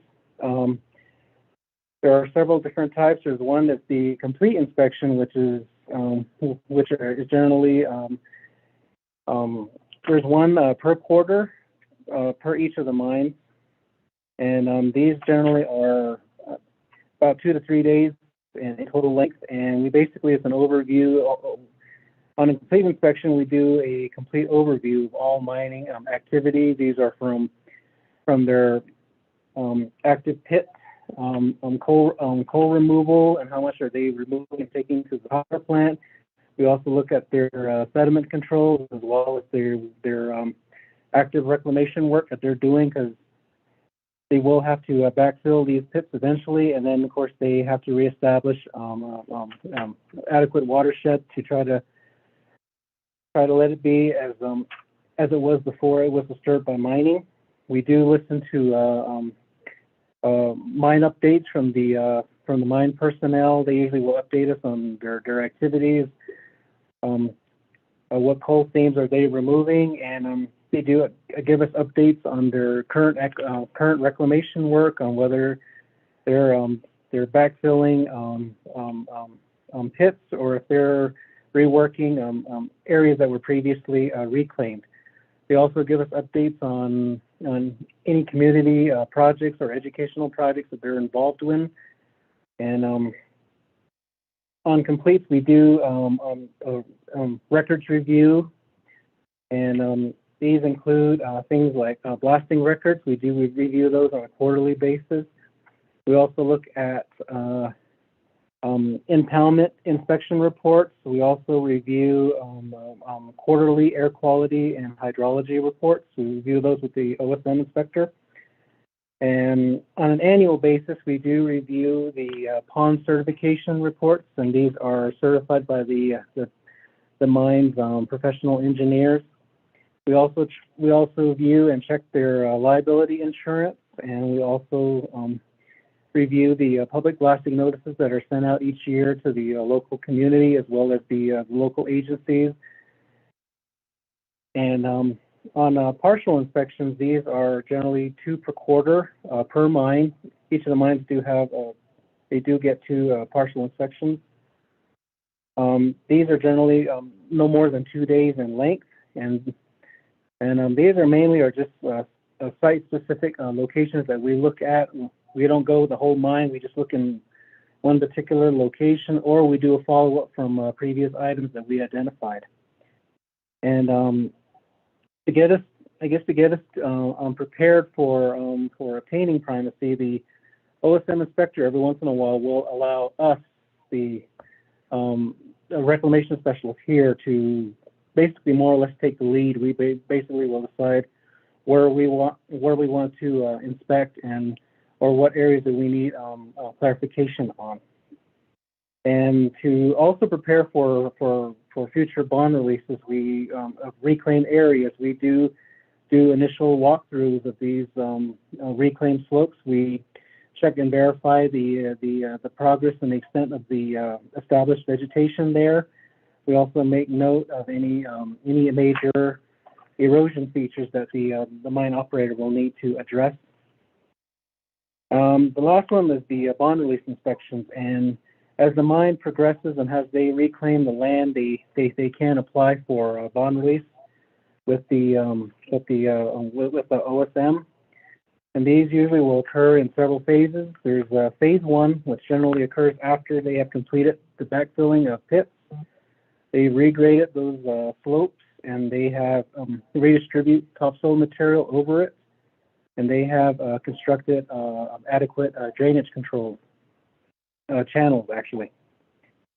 And phase 2, which generally will happen a few years down the road after that, will be after vegetation has started to grow on these slopes, and it has to be a good perennial vegetation that they try to that they are striving for. And phase 3 can eventually be applied years down the road. In this case, for our area, it would be more than 10 years down the road. And when the mine operator is applying for phase 3, they have to, basically everything has to be completed. All reclamation work has to be completed. Vegetation has to be good vegetation, perennial vegetation on the slopes. They have to pass water quality if they're going to be retaining any ponds for future usage, whether it be livestock or wildlife habitat. And After each of the inspections that we partake in, we do submit inspection reports to the OSMRE. These are completed within 10 days after the last day of the inspection, and these reports are mainly to document what we had encountered out in the field. We usually identify the personnel who were out in the field with us or who we met in the mine offices who gave us updates on their activities. We usually mark down what we had encountered in the field, and whether it be the coal mining removal, how much had been transported to the power plants. We make note of the reclamation work that they're doing and the conditions of the stockpiles or ponds that they have out in place that they are maintaining. And if there's any enforcement actions that are issued by OSMRE, we do make note of those in our report. And each report is thoroughly written by each of our inspectors here. And next slide. Just to give a brief overview of the inspection or items that we look at out in the field, there's the vegetation. We have to make note that, as I mentioned, we make note that there's good perennial vegetation out on the slopes. We have to make sure that there's no weeds that are growing, and that there's no bare patches out on these slopes, because we're trying to make sure that there's good vegetation out there for livestock and for wildlife. And topsoil stockpiles, we do view those out in the field. The mine operator has to salvage all the topsoil material that they have, and they have to store those in stockpiles. And that material has to be protected. And it is protected through tow berms, and they have to be vegetated if the stockpiles are going to be inactive for more than 6 months. So we do verify that all those are protected. And then there's also mentions of terraces, down drains. These are just basically drainage channels that are constructed by the mine operator. We do have to check those and make sure that that there's no major erosion features developing. If there is, we make note of those, and the operator will they do have to go out and repair those, because each of the mines do have language in their permits that states that they will go out and repair a major erosion issue. We do look at the soil. We do make sure that there is a good soil out on the field, and because if there's good soil, you will have a good vegetation cover that will grow on it. We do observe issues from time to time out in the field, whether there is spoil material that's visible. No, spoil material is essentially the gray overburden that is removed when they are mining for the coal. And we also do see from time to time acidic issues, and these, of course, are indicators of that there is acid-forming materials underneath the soil. So those, all of those we do observe the operator will have to mitigate those. Pond stability, we do observe the status of their sediment ponds. They have to make sure that there's adequate storage in them and that they are being maintained.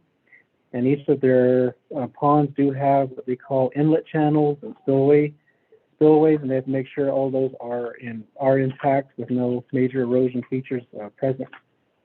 From time to time, we do observe non-coal waste out on these reclaimed slopes. These can be anything from trash to fence posts, whether it be wooden or T-posts, and barbed wire we have encountered at times out in the field.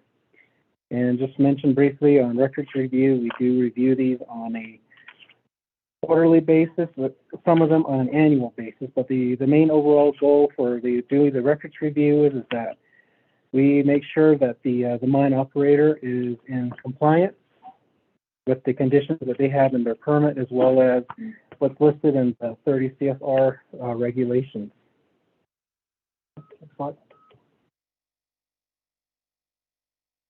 The next series of slides is just basically pictures that we encounter out in the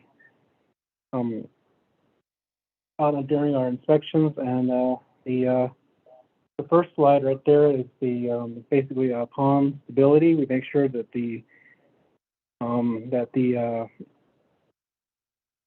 ponds are maintained, and eventually several times the operator will have to clean them out to make sure there's adequate storage there. And that material that's extracted, it is usually tested, and if it's good material, they will reuse it in another location. The second one that there is culverts. The mine operator, they will have to maintain these culverts throughout the mine site, and we do verify that these are clear and that they're not blocked by sediment.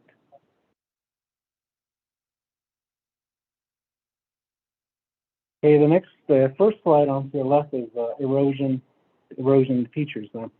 When we're out in the field, when we're walking these reclaimed areas, we do make note of erosion features, and we do have a inspector in the middle of the picture there. It's basically, we use those to document for scale to see how large these features are. And of course, these are noted, and we do present those to the mine operator during a closeout meeting. And we also make note of any fences that do need to be repaired by the operator. And these fences are usually in place to try to protect the vegetation, so that there's no overgrazing by either livestock or wildlife in general. Next slide.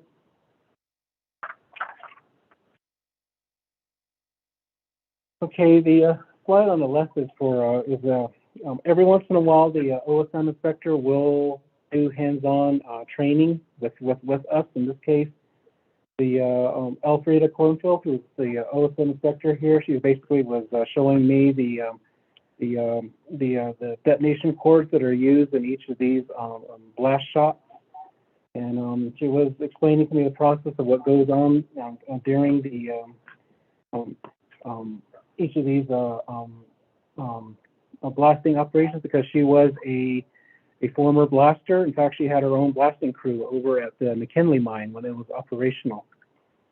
And the photo on the right is we do make documentation of erosion features out in the field. That's a picture of me right there, showing for scale how large the erosion feature out on the mine site.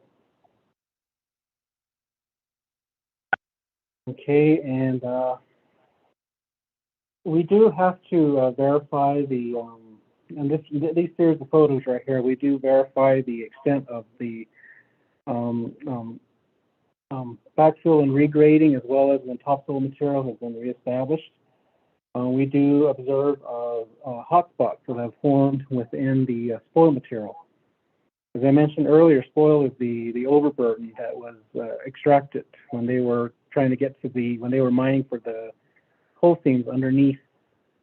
And these hotspots generally form due to they start through spontaneous combustion. Basically, it's when exposed to air, coal will start to heat up when it's exposed to oxygen and water. So we do make note of those. The operator will go around and they will extract the heat source from below and try to cool it off before they'll mitigate it as well. The second photo is there's a marker there with a flag that does indicate where there's an oily spot in the middle of a topsoil over reclaimed area. That is an indicator for a acid forming material that's underneath the ground there.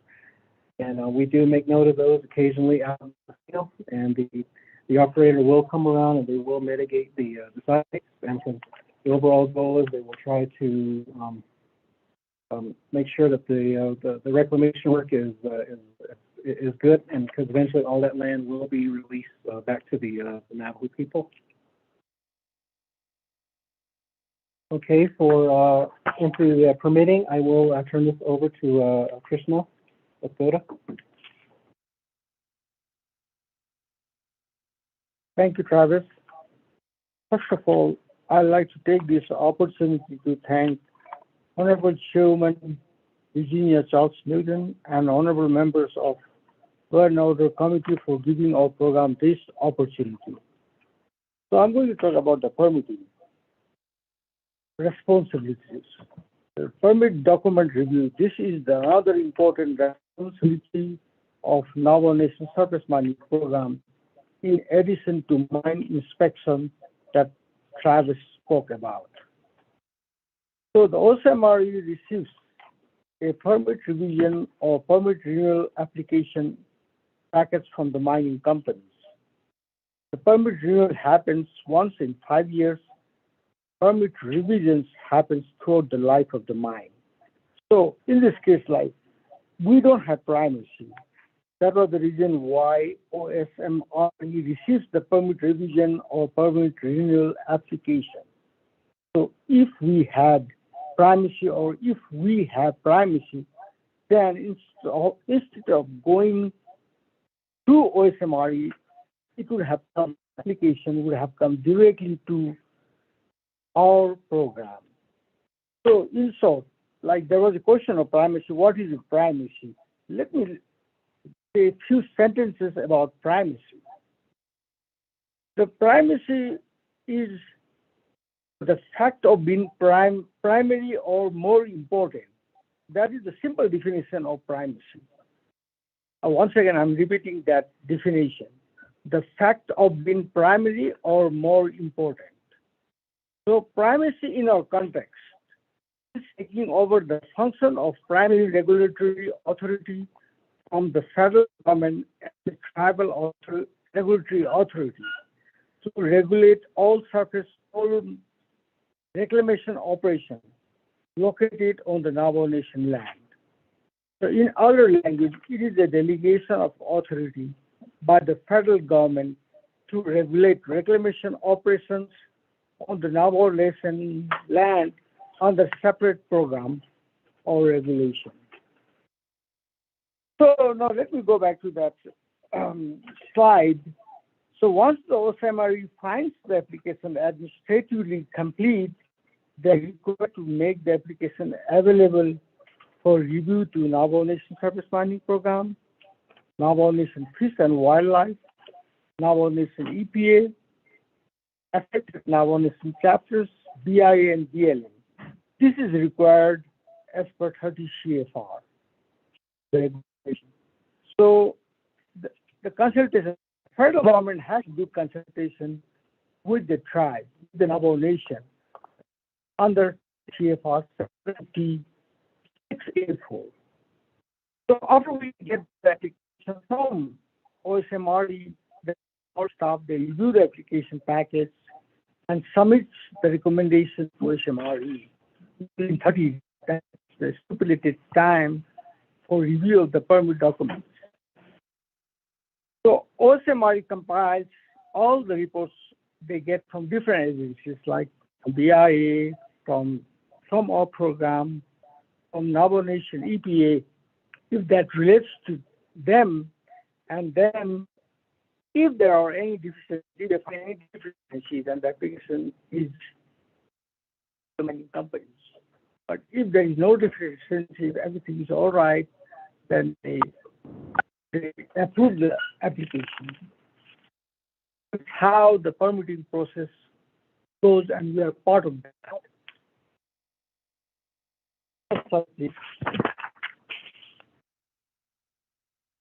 In this picture, this is a picture from our library, and this is a permit. The picture shows McKinley Mine. This is a McKinley Mine permit, and like McKinley Mine, so in total we have 3 big mines throughout the nation, like Kayenta Mine, Navajo Mine, and McKinley Mine. So in average, there are 22 volumes of 3 inches thick binders containing hundreds of pages of permits for each of the mines.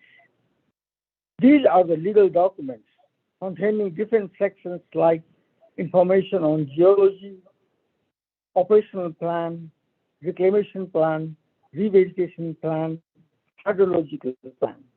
So in short, these permit documents have every details of the mine, and they are in our library. So it's a huge document. We have a huge document. So with this being said, I'd like to hand over the presentation to Lavina Rajan.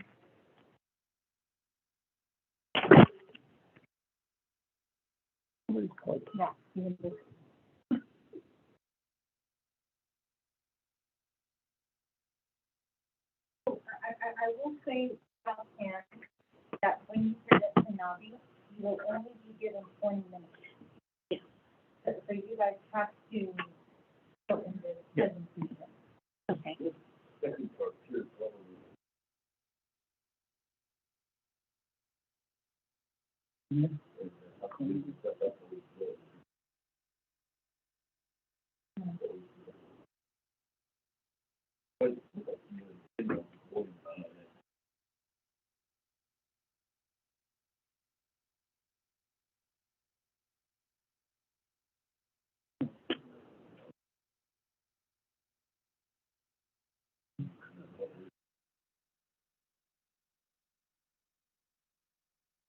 Well, 2019 seems like a decade ago.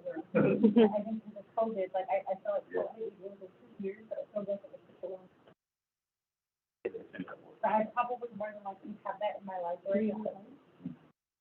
But thank you for reminding me.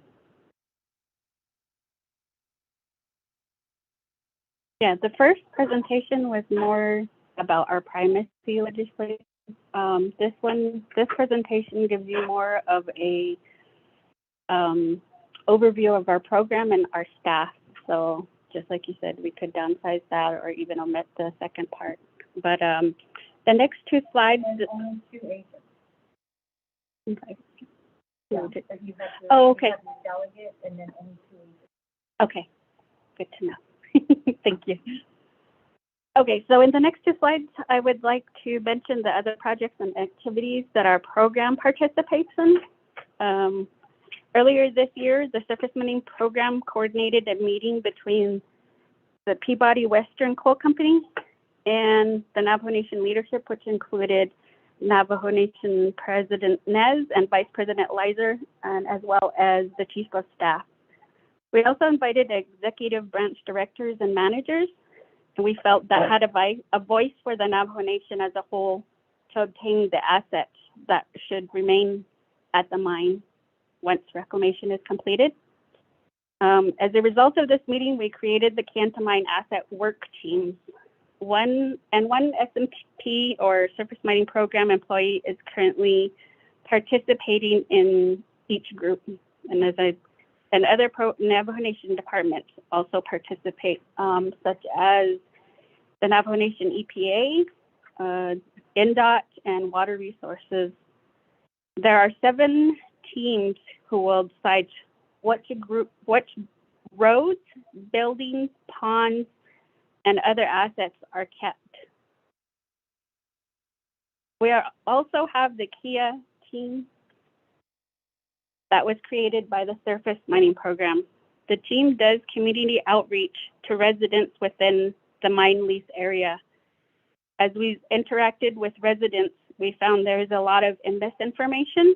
So the team was created to provide correct information to the residents and answer questions and concerns. We've also been participating in quarterly meetings with the Black Mesa Review Board.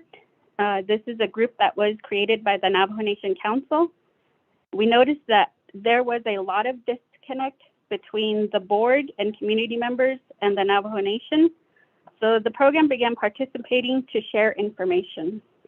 And I will now pass it back to Lavina Vicente, who will provide an explanation of our STEM outreach.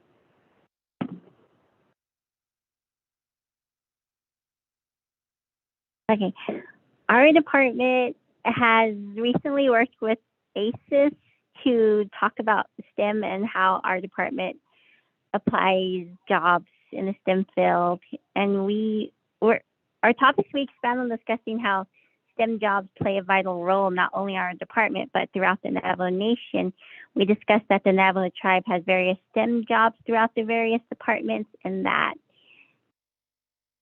the main goal is to try to engage high school students into transitioning into taking a program in college that applies to the STEM field, so that they know that if they do want to come back to the tribe, that there are positions for them to participate in. Next slide. And with that, in conclusion, I want to give a brief overview of what will happen when the Navajo Nation surface mining program obtains primacy. We will have full enforcement authority, meaning that we will be able to hand out violations, which was something the program is not able to currently do, but the OSMRE inspectors can. We will also have permitting authority where we can approve any permit applications as well as renewals or revisions that come to us. We will be treated like any other state programs that have primacy, such as New Mexico, Utah, Colorado. They all regulate their own state lands. And this will only help expand Navajo Nation's sovereignty by having regulatory authority over our lands. And thank you very much for your time, and we're now open for questions.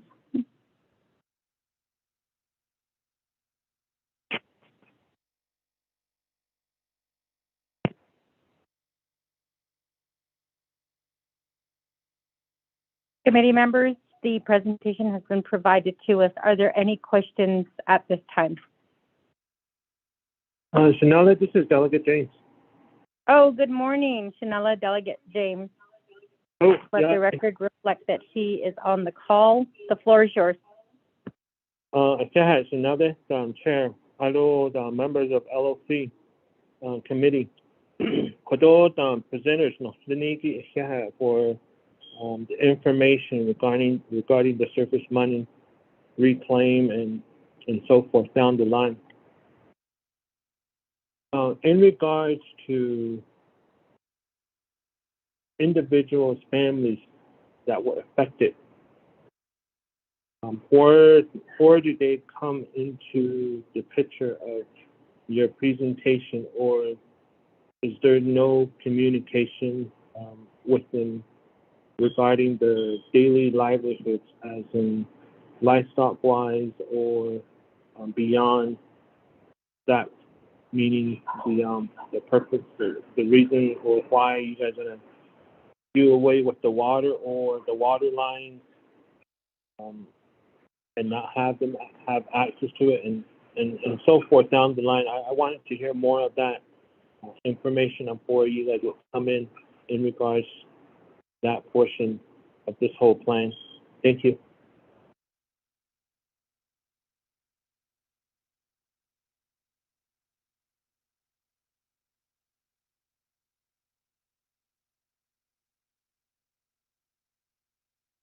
Yate Shanella. When against Chiriki residents, the Chin, but I initially to the Chieta mine, Reclamation closure. Oko, but now he then have now goes to they've been doing some grazing program all within the leasehold since 2009. Health water project, mini meal business. Oko for this aro they chin banache chedayo inigi an aquifer NTUA AUD. Oko the never cause little this. Oko Korea NTUA though in health service Kanasko. Banana shidele.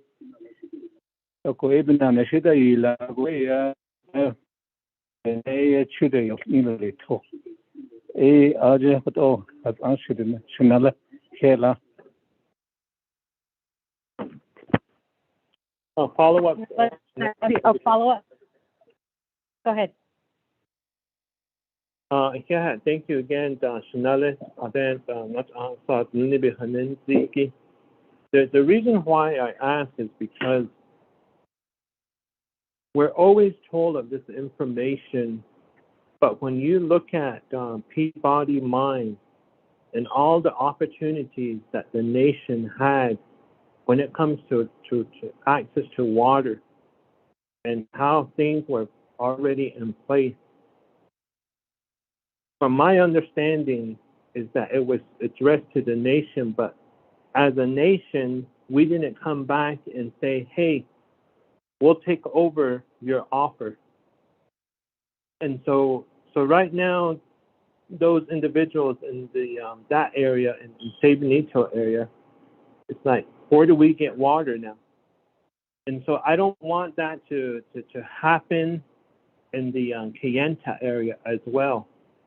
And so I'm trying to hear out information from you guys to see if you guys had made some sort of offer to the nation to say, hey, as a nation, are you willing to take over what we've had installed, what we've had in place? Or is it just going to be something like the Peabody Mine where it's just going to all go to waste again and nothing's going to, in reality, nothing's going to happen? And a lot of our people out there are trying to haul water, but they do, but it's so time consuming because they have to deal with the garden hose. And if you're dealing with a 2,000 gallon or higher, that's a very lengthy time for water to fill up. And so we've gone over to NTUA and said, hey, NTUA, what is the possibility of you having a well or a watering point that has a 2-inch on there? That way they don't have individuals waiting forever, or they can drive them there and fill up their tanks right away.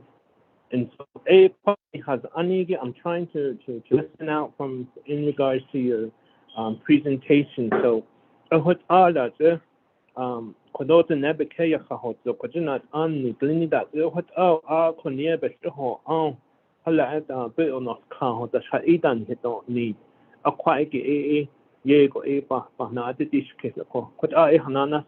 thank you.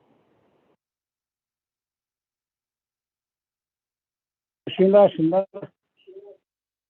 아자 코네 나디 키리 니히데네 반다스네시 나 아니 드노 세네기 아코티 초초데 하네야 아코티 데 코스나나데 타페베로 치기 초도 탈고 싶데스네 진가 디신데 아코티 가 베스바사 아나 오페라 베소 미카니 네 Akoti to laho na hote. Akoti quite clienta mine. Little chimbagade. An aquifer. 9 wells. Over 1,000 to 1,500 feet out of Tohadi store. It shows in the Tosi Chimbagilio. Lost in Nevada. Go. Even at what way. Aquifer wells, 2005 December Argent, Teaching Population in Los Nevada. Acotica Tishine Tonistes and Aquifer Arato, Aquichich there. Acotica now when Sinigi, Mehansigi, Peabody Mine Operation, and the Peabody. Hishona ako ay ati atin basically chi ay ne biche hodolni naso olduso ina defini ke hatataro Akoti Washington behels anike chini kites nigi ba hote and ha hote land use change ne ako 80 and aquifer sa benache walk Peabody bitchen not any president as busy yikte ako di are keda ho inigi to na tani da no inigi injono ke nahata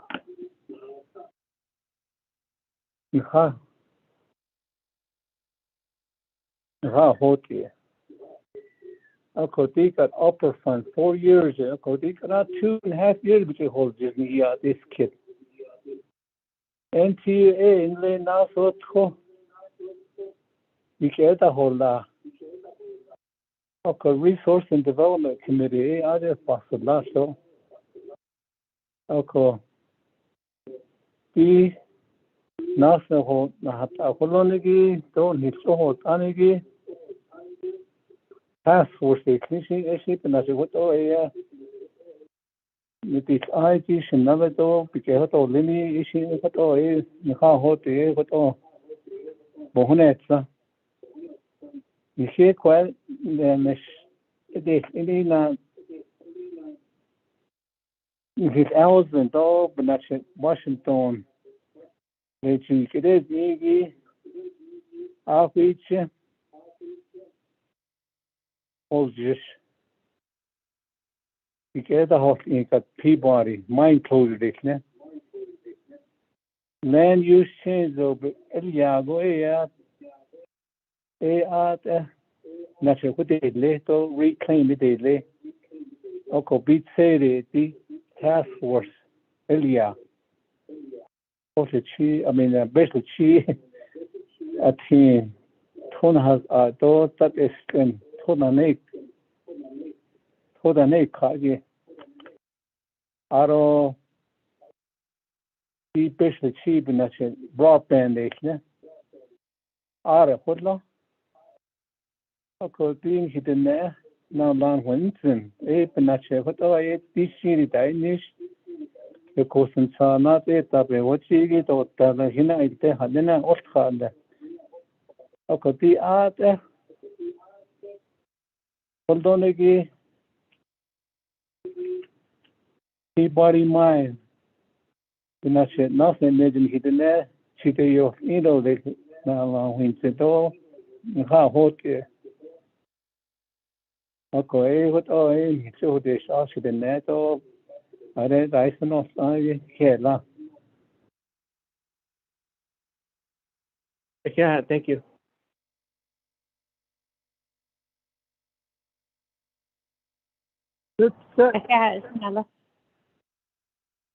Oh, Shaja, the floor is yours.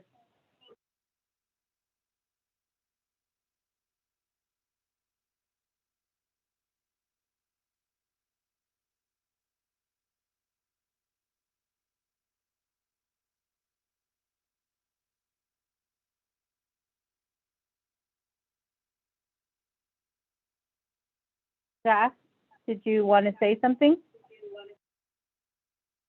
Okay, got it. Go ahead. Yeah, okay. Yeah, the surface on with it simply on the thing. So, regards to the contract between the Navajo tribe and my Peabody, I was wondering about regards since my Shizana desk went toward you. Boundary, there might be boundary where they're going to take out the code and they're going to use the water.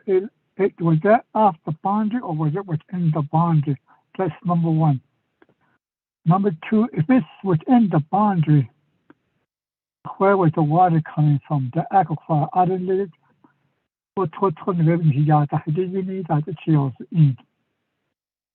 and also that goes to another question is regards to that if they got the water from their own area where the mine was, because of the Hatiginish, it passes the boundary on top and goes all the way towards maybe to Horse Lake or Rough Rut or etc. on the Hatiginish contract. That would be my question because some of the people out of the boundary going towards south said their windmill went dry. so many miles that way. And now and there. The windmills got dry and you can't get water no more. And they think that it's because of the aquifer that was contract to the Peabody that they drained it all out. Quite a lot out there. It is not this, and then I'll ask other questions too later. Thank you, Mr. Chairman.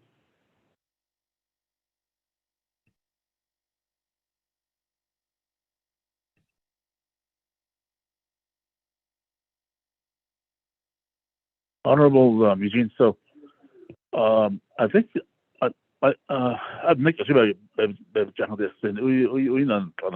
but I'll try to explain to you in English. But what happened with that in aquifer is it was used up until 2005. 2005, though, they quit shipping coal down to Laughlin, which is what they were using, and but since 2005 they pulled off of it. There was no more need for that, and it was more just for the local people. So from what we understand, from what we look at, are some of the hydrologic studies there, and it was people that for the local people that keep track of the water, the whole aquifer. It has rebounded. It has come back, and it's come back up. The levels are much higher, especially in the area where the water was being pumped. So that water is actually has come back. So there's quite a bit of water left in there, and from what we understand is, there's more than like 100 years of more than 100 years of water that's left in there, and it's also coming back. But it probably does not come back as fast because of the drought in that area, and that water now is there's 9 wells in there, and there's only 1 well that's being used to pump water, because that's where most of the water is coming from, and that replenishes easily. So NTUA, though, I think IHS is building a system in that area to deliver water. So they haven't really. They're trying to get that off the ground, and it hasn't.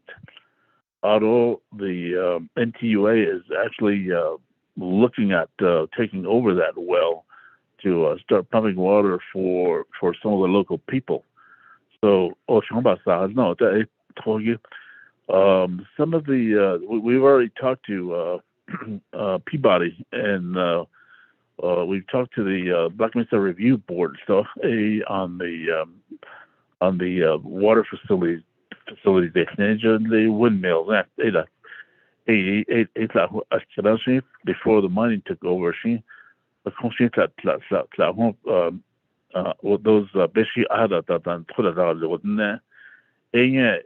this task force, they're working on it to bring some of that back. So eventually, it will come back. I mean, they've just now started the reclamation process.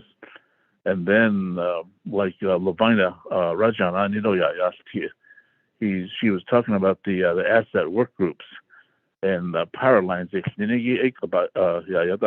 do we do with that? Roads just that it was used for heavy duty, heavy mining equipment. So there's no need for those roads to be that wide. So we are told about to some of the residents. They want to keep some of those roads out of the, like you said, touching on the water facilities. Out of that,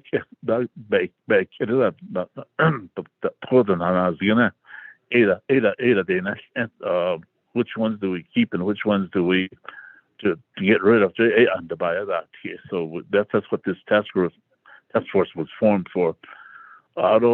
Buildings. So, what buildings do we? The tribe needs to retain. On that airport, the Naval Nation decided to keep that one, and so the fiber optics, all of those things are now being talked about, because a lot of that stuff is Peabody. Some of it doesn't have any use for it. But the thing is Peabody is going to be still there for quite a bit of time because they still have a lot of reclamation work to do. So they still need a lot of equipment. And then they're also going to need offices, and then they're also going to need water. So the water is still there, but the water in itself is pretty isolated because it's way down there. It's pretty deep, and then there's another aquifer that's a little bit shallower. They're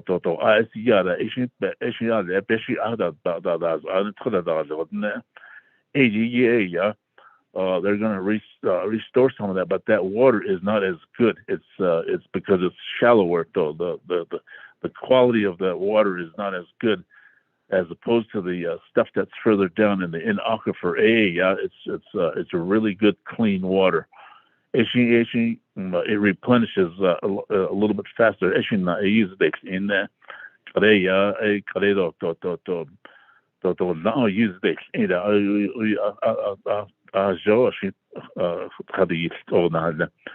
So there's a lot of things that are still going on, and we're still having a lot of meetings with the locals. We're still having meetings with OSM and with the surface mining program. So and still in discussions.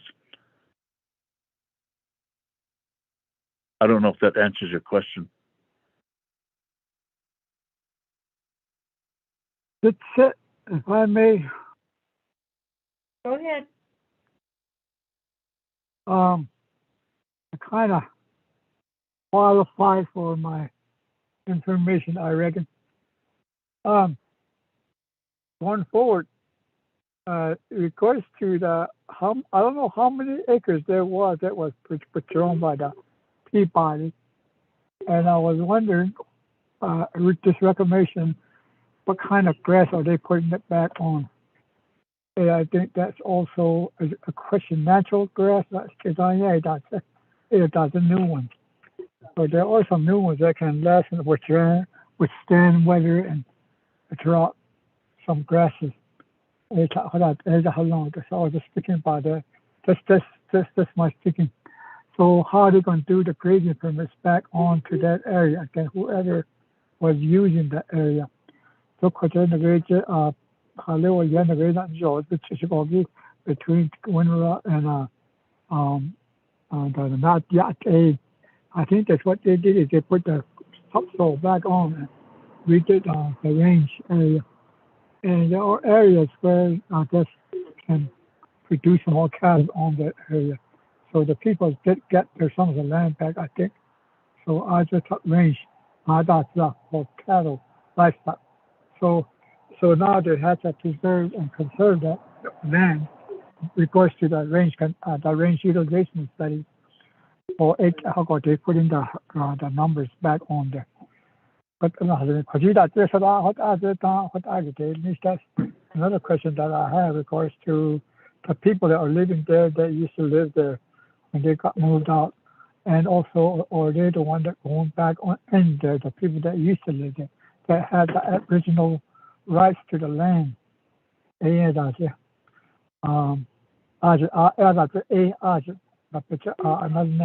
Which would be good. And I'm glad that Navajo Nation Chapter Airport. We don't know what's going to happen further. That's a good thing.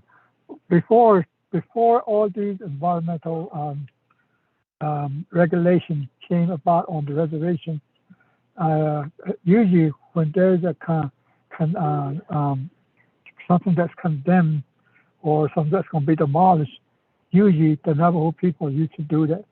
Whoever wants to they take it apart with their hands, trying to save and salvage whatever they can. In the Chinle, there was a lot of buildings that were made out of blocks, sandstone. Up there, they put it up, then they brought it back down. And a lot of those sandstones were made into houses around Chinle. You can see when you cross the wash going on I-40 to the canyon, there's one on the left side. There's a big building with that sandstone. So some areas like that, that's how they used to do it in those times. I know now you're about to get the thing out now, to let us take it apart and take it home, because there are a lot of chemicals out there now. And so on the heat, we were told not to take anything out of the ground. So we got to get it and just know it's just a home and this is not so many fall into the ground to take out whatever is in the earth, because it multiplies real fast. It gives birth. It's cheap, I mean that, but or cheap is a lot. They are the hachiko, they mean that. So I guess that's what we're looking at right now because of this pandemic that we have. We have these all different kinds of disease that we're getting. So ACI has seen it is cheap. It reproduces into other beings. The earth is distorted with the seeds that distorts it changes and keep on changing. Or right now, there's no word in this. AI has seen it since when I think about it, so I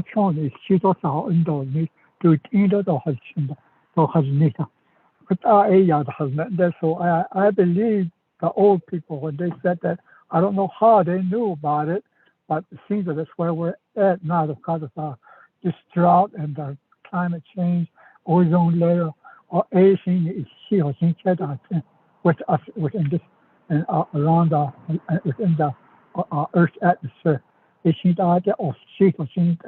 So that's why it's destroying everything naturally, natural resources. AI has seen it since so now we see it. I see it now as I'm growing old. I'm going to be 70 years old tomorrow morning. That's the time when I gave a real hard time to my mom, I reckon. She gave me birth. And I sure appreciate it. I'm glad that my mom gave me this 70 years. And also, thank you. Thank you, delegates. So, and happy birthday.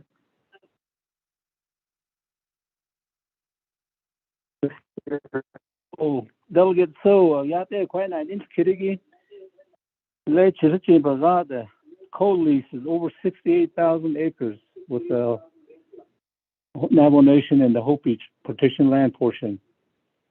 The disturbance due to mining operation, roads,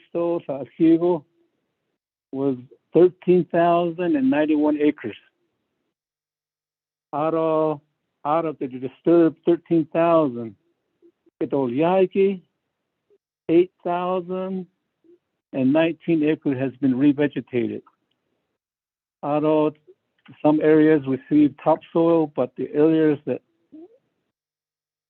started back in the early 70s to 1977, before the federal regulation, there was no topsoil saved. But those areas have good stand of vegetation. A lot of it is the introduced wheatgrass. And as you go south on Route 41 to Pinon, through the mine area, you see this introduced wheatgrass about knee-high. There's also some native grasses in there, Indian rice grass, native western wheatgrass, and so there's a mixture though. Wind salt bush, in closely to the anti-sheet. What all just. Akon hit an area, not closely. Over the last 10 years, and Peabody's been coordinating a grazing program. Okay, it's very important that the community, Forest Lake Chapter, Shanto, community land use planning, the whole has anege. So all of the reclaimed areas are fenced in. And you had a good question about reissuing grazing permit. So the Navajo Nation Department of Ag, the BIA area office are all going to have to come together. And the community of Forest Lake, you're going to have a special management program within these reclaimed areas. I put out area, Nason Hidene, Hideyos Idolis, what all has Shinanta, Kela.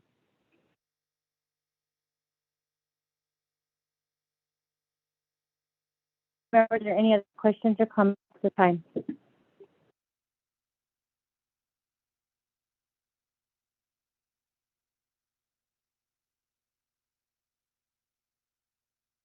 Okay, not hearing anything. I think that we are done with the meeting. I think we can go ahead and get so.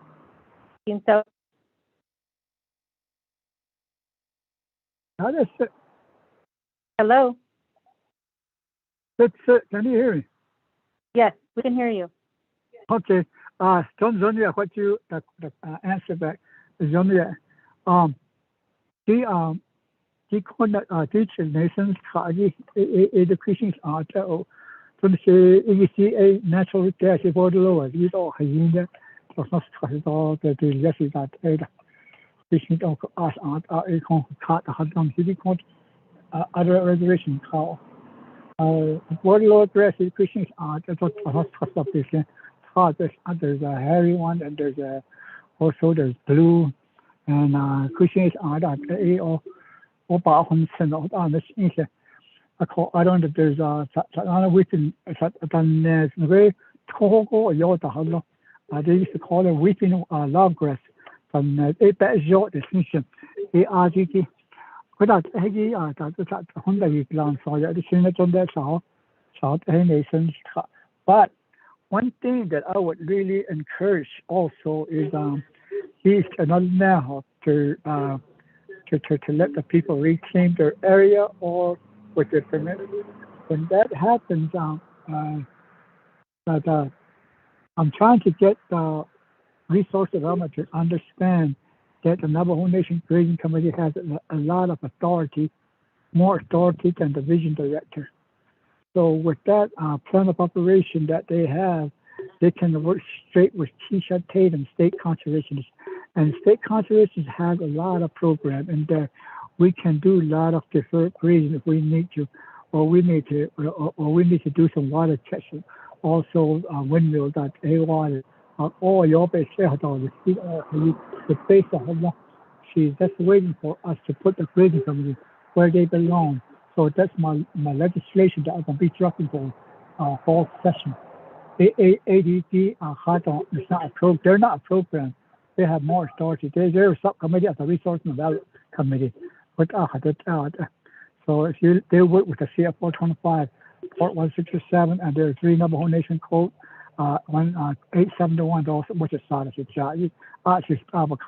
but within their plantation, 13, she says, it says the authority is duties are to conserve water, forest, and land, and to build up deteriorated areas.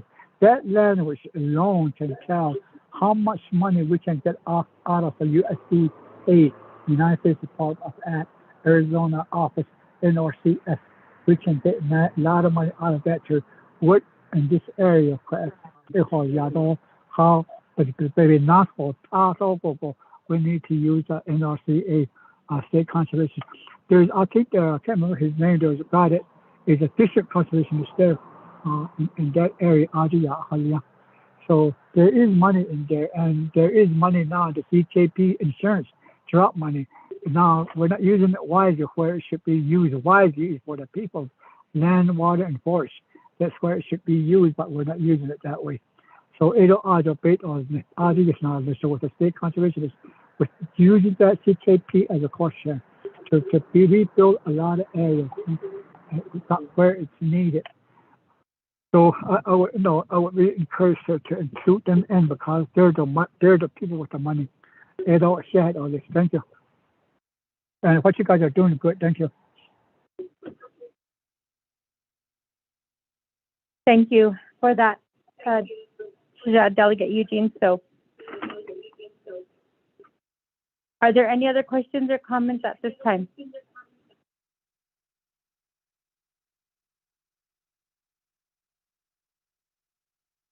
Madam Chair, I'd just like to follow up on what Honorable Delegate So mentioned of funding sources that are available.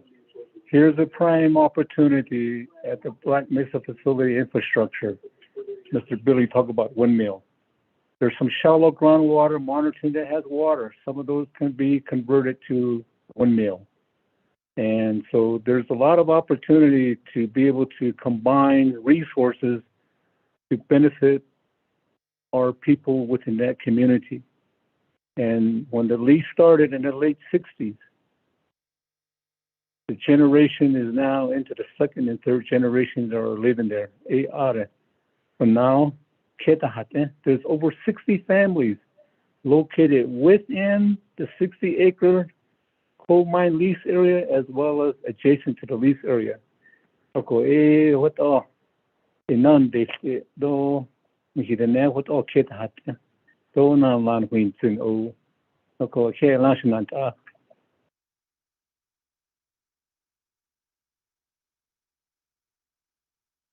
Okay, committee members, I think that concludes our meeting at this time.